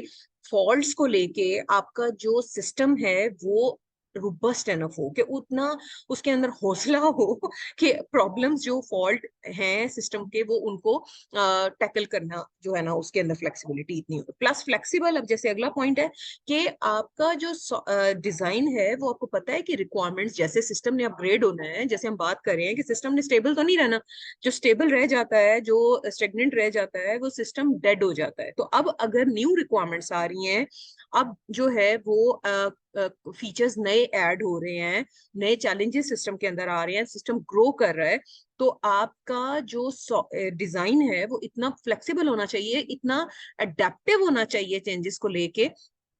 कि लाइक हमें फिर थ्रो अवे वाला काम जो है ना वो ना करना पड़े। प्लस रीयूजेबिलिटी, जैसे हमें पहले ही पता है, हम पहली बात कर रहे हैं कि हम कंपोनेंट्स की बेस पे काम करें, कंपोनेंट बेस सॉफ्टवेयर इंजीनियरिंग हो रही है आजकल, तो आपके जो कंपोनेंट्स हैं, आपके सब सिस्टम्स हैं, आपके आपके पैकेजेस हैं, आपके कंपोनेंट्स हैं, वो सब जो है वो क्या होने चाहिए, एक तो जो है वो रीयूजेबिलिटी प्रोवाइड कर रहे हो, आपके डिजाइन के अंदर ये फ्लेवर होना चाहिए कि आप जो है वो, जैसे अभी आपको पता है कि प्रोडक्ट लाइन का जमाना है, प्रोडक्ट लाइन जो है वो क्या है, वो क्या आर्किटेक्चर, वो सब हम आगे डिस्कस करेंगे। बट ये जैसे अपने दिमाग में रखेंगे, जैसे मैंने आपका एग्जांपल दी थी कि आप ये ना हो कि आप ऊक का जो प्रोजेक्ट है वो आगे डेटा स्ट्रक्चर में रीयूज ना कर सकें अपग्रेड करके न्यू रिक्वायरमेंट्स के साथ। ठीक है, एफिशिएंट डेफिनेटली कि आपके जो रिसोर्सेज हैं, सिस्टम रिसोर्सेज, आपकी मेमोरी, आपके प्रोसेसर, ये सब जो है वो उसको एफिशिएंट हो यूज करने में, अब बेहतर तरीके से यूज करें, ना कि रिसोर्सेज की जो पावर है, जो उस सब की जो सर्विसेज हैं वो सब उसको मिस यूज करें। प्लस ये कि आपका सिस्टम रिलायबल होना चाहिए, आपका सिस्टम जो है वो यूजेबल होना चाहिए, जैसे हमने यूटिलिटी की बात की थी कि उसको इस्तेमाल किया जा सके, राइट। ओके, अच्छा उसके बाद ये है कि करेक्टनेस, राइट। करेक्टनेस का क्या मतलब है कि अच्छा अभी हम यस अच्छा अभी हम जैसे पहले बात कर रहे थे कि आपका जो सॉफ्टवेयर है वो करेक्ट होना चाहिए, ठीक है, करेक्ट क्या वही बात है जैसे मैं पहले आपको बात कर रही थी कि जितनी भी कस्टमर आपसे एक्सपेक्टेशंस हैं, जो आपकी फंक्शनल रिक्वायरमेंट्स हैं, जो उसने आपको सर्विसेज या फीचर्स आपको बताए हैं या जो भी उसकी नीड्स हैं, आपका डिजाइन एग्जैक्टली आपका सॉफ्टवेयर एग्जैक्टली उसी को जो है वो रिफ्लेक्ट कर रहा हो। ना सिर्फ आपकी फंक्शनल बल्कि नॉन फंक्शनल भी, और आपके कंस्ट्रेंट आपकी एक्सटर्नल रिक्वायरमेंट्स वो सब उसके अंदर जो है ना रिफ्लेक्टेड हो। प्लस ये कि आपकी नॉन फंक्शनल रिक्वायरमेंट्स जैसे आपको पता है हम पढ़ते आए हैं कि यूजेबिलिटी है, efficiency in terms of speed, throughput, memory and reliability. And non functional requirements और भी हो सकती हैं, आपके ऑर्गेनाइजेशनल कंस्ट्रेंट्स हो सकते हैं, आपके डॉक्यूमेंटेशन कंस्ट्रेंट्स हो सकते हैं, इम्प्लीमेंटेशन जो आपका अंडरलाइन जो कि आपका सेटअप है उसके कंस्ट्रेंट्स आपके पास हो सकते हैं। तो आपने जो है ना उन सारी चीजों को, ठीक है, कि जो जिस जगह पे जाके आपका सॉफ्टवेयर डिप्लॉय हो रहा है उस जगह की कंस्ट्रेंट्स हो सकते हैं, कोई आपके प्राइवेसी के, कोई आपके लेजिस्लेटिव किस्म की आपकी जो है ना कंडीशंस हो सकती हैं, कोई लाइसेंसिंग के आपके पास जो है ना कंस्ट्रेंट्स कंडीशंस हो सकती हैं, कोई एथिकल कंस्ट्रेंट्स हो सकते हैं। ये सब जो है वो आप सॉफ्टवेयर कॉमर्स इंजीनियरिंग में पढ़ चुके हैं और लेक्चर्स अपलोडेड भी हैं तो आप देख भी सकते हैं। करेक्टनेस अब आपने वेरीफाई करना है कि हाँ जी आपका सिस्टम जो एक्सपेक्टेड है वो कर भी रहा है कि नहीं। तो इसके लिए आपको पता है कि we use verification and validations, and उसमें testing, formal verifications, peer review, static testing, dynamic testing, वो सारा करके हम इस चीज को एश्योर कर रहे होते हैं। एंड रोबस्ट, जैसे पहली बात हुई थी कि आपका सिस्टम कितना रोबस्ट है, प्रॉब्लम्स को लेके, फॉल्ट्स को लेके, अगर कोई इशू आ जाता है तो क्या सिस्टम जो है वो एक्सप्लोड तो नहीं हो जाता, क्या ग्रेसफुल डिग्रेडेशन है या अदर वे राउंड कोई प्लान बी या उसका कोई बैकअप, या किस तरह सिस्टम जो है ना उस एंटिसिपेटेड प्रॉब्लम्स या जैसे जैसे नल पॉइंटर्स होते हैं आपके पास, इस तरह की जो कंडीशंस हैं, जो अनएक्सपेक्टेड किस्म की सिचुएशंस हैं, कि आपने उसको अपने सिस्टम में हैंडल किया हुआ flexible, once again repeating how much your system is flexible, welcoming to any changes, definitely system में changes आने हैं, that is inevitable। तो वो क्या चेंजेस को, रिक्वायरमेंट्स की फ्लक्चुएशंस को, फंक्शनैलिटी की चेंजेस को, क्या आपका सिस्टम वेलकमिंग है उस सब में, क्या आपकी सिस्टम के अंदर उसके अंदर जो है इतना वो फ्लेक्सिबल, इतना एडेप्टिव नेचर का आपने डिजाइन बनाया है। रीयूजेबिलिटी हम पहले डिस्कस कर चुके हैं। सिस्टम रिलायबल, अल्टीमेटली वही बात है कि सिस्टम जो है वो एक प्रोबेबिलिटी ऑफ फेलियर उसके अंदर कम से कम हो, तभी आपके सिस्टम के ऊपर आपका जो क्लाइंट है, आपका जो यूजर है, वो आपके सिस्टम के ऊपर ट्रस्ट करेगा। ठीक है, आर्किटेक्चरल लेवल के ऊपर भी आपने इस चीज का देखना है, आपने कोड लेवल के ऊपर डेफिनेटली जब आपने आर्किटेक्चर लेवल पे डिसीजन करेंगे तो ही वो चीजें रिफ्लेक्ट होंगी जब इन डिटेल आप उसकी इंप्लीमेंटेशन तक जाएंगे। जैसे अभी हमने पहले बात की थी ना कि आर्किटेक्चर डिसीजन इसीलिए बहुत क्रिटिकल है, इसीलिए आप एक आर्किटेक्ट को बड़ा क्या से कहते हैं प्रिडिक्टिव और बड़ा टैलेंटेड और बड़ा टेक्नोलॉजिकली उसको जो है ना वो साउंड होना जरूरी है, क्योंकि उसने वो समझे वो एक ऐसा शिकारी है कि जो कहता है कि मेरे सारे जो मेरे एंड्स है ना वो सेफ होने चाहिए, कहीं से भी अल्लाह रहम करे मेरे सिस्टम को जो है ना, मेरे सॉफ्टवेयर को कोई जो है ना वो डज ना लगे, राइट। तो डेफिनेटली आर्किटेक्चर और डिजाइन के ऊपर ही हमने बात करनी है। आर्किटेक्चर एक रिपीटिंग अब हम थोड़ा सा समराइज कर रहे हैं कि these are high level decisions, major decisions हैं, और ये नहीं है कि बिल्कुल आप प्रोग्रामिंग की चीजों को जो है ना वो आपने जाके निटिग्रिटीज उसमें जाके, मगर आपके माइंड में जरूर होना चाहिए, डायरेक्टली उस तरह डिपेंडेंसी नहीं है, बट एक आर्किटेक्चर दिमाग में वो डिटेल्स भी होनी जरूरी है। और डिजाइनिंग वही बात है कि आपने जो है वो डिजाइन इस पर्सपेक्टिव से करना है कि किसी भी प्रोग्रामिंग लैंग्वेज को यूज करते हुए जब आप उस डिजाइन के ऊपर अप्लाई करें तो आपकी रियलाइजेशन हो जाए, आपके कोडर के लिए जिंदगी जो है ना वो आसान हो जाए, कि वो उसने प्रोग्रामिंग लैंग्वेज किस तरह यूज करके उन कॉन्सेप्ट्स को जो है वो रियलाइज करना है, राइट। तो अगर हम यहाँ पे देखें तो डिजाइन और आर्किटेक्चर की डेवलपमेंट प्रोसेस के अंदर किस तरह से जो है वो एक मतलब कह लें कि इम्प्लीमेंटेशन है। जैसे मैं आपको पहले ही कह रही थी कि जब आप रिक्वायरमेंट्स फाइनल कर लेते हैं, जो आपकी कोर रिक्वायरमेंट्स हैं 20%, 20 to 30% जो स्टेबल रिक्वायरमेंट्स हैं, उन उसके बाद आप आर्किटेक्चर का डिसीजन लेते हैं डिटेल डिजाइनिंग में जाने से पहले पहले। ठीक है, ये देखें डिटेल डिजाइनिंग से पहले आपने आर्किटेक्चर स्टाइल कौन सा अप्लाई करना है, आर्किटेक्चरल डिसीजंस आपने, डिजाइन डिसीजन से पहले आर्किटेक्चरल डिसीजंस आपने जो है ना वो ले लेने होते हैं। और उसके बाद फिर आपके पास जो है ना सिस्टम की इंप्लीमेंटेशन, जो भी आप पैटर्न फॉलो कर रहे हैं उसके बाद आपने उस तरफ जाना है, और फिर हो रही है आपकी टेस्टिंग, चाहे वो इंटीग्रेशन टेस्टिंग है, चाहे वो सिस्टम टेस्टिंग, जिस भी टाइप की आप टेस्टिंग कर रहे हैं। तो that's all about the introduction of our course. इंशाल्लाह in the upcoming lectures we would cover many other important concepts. Thank you. Allah Hafiz.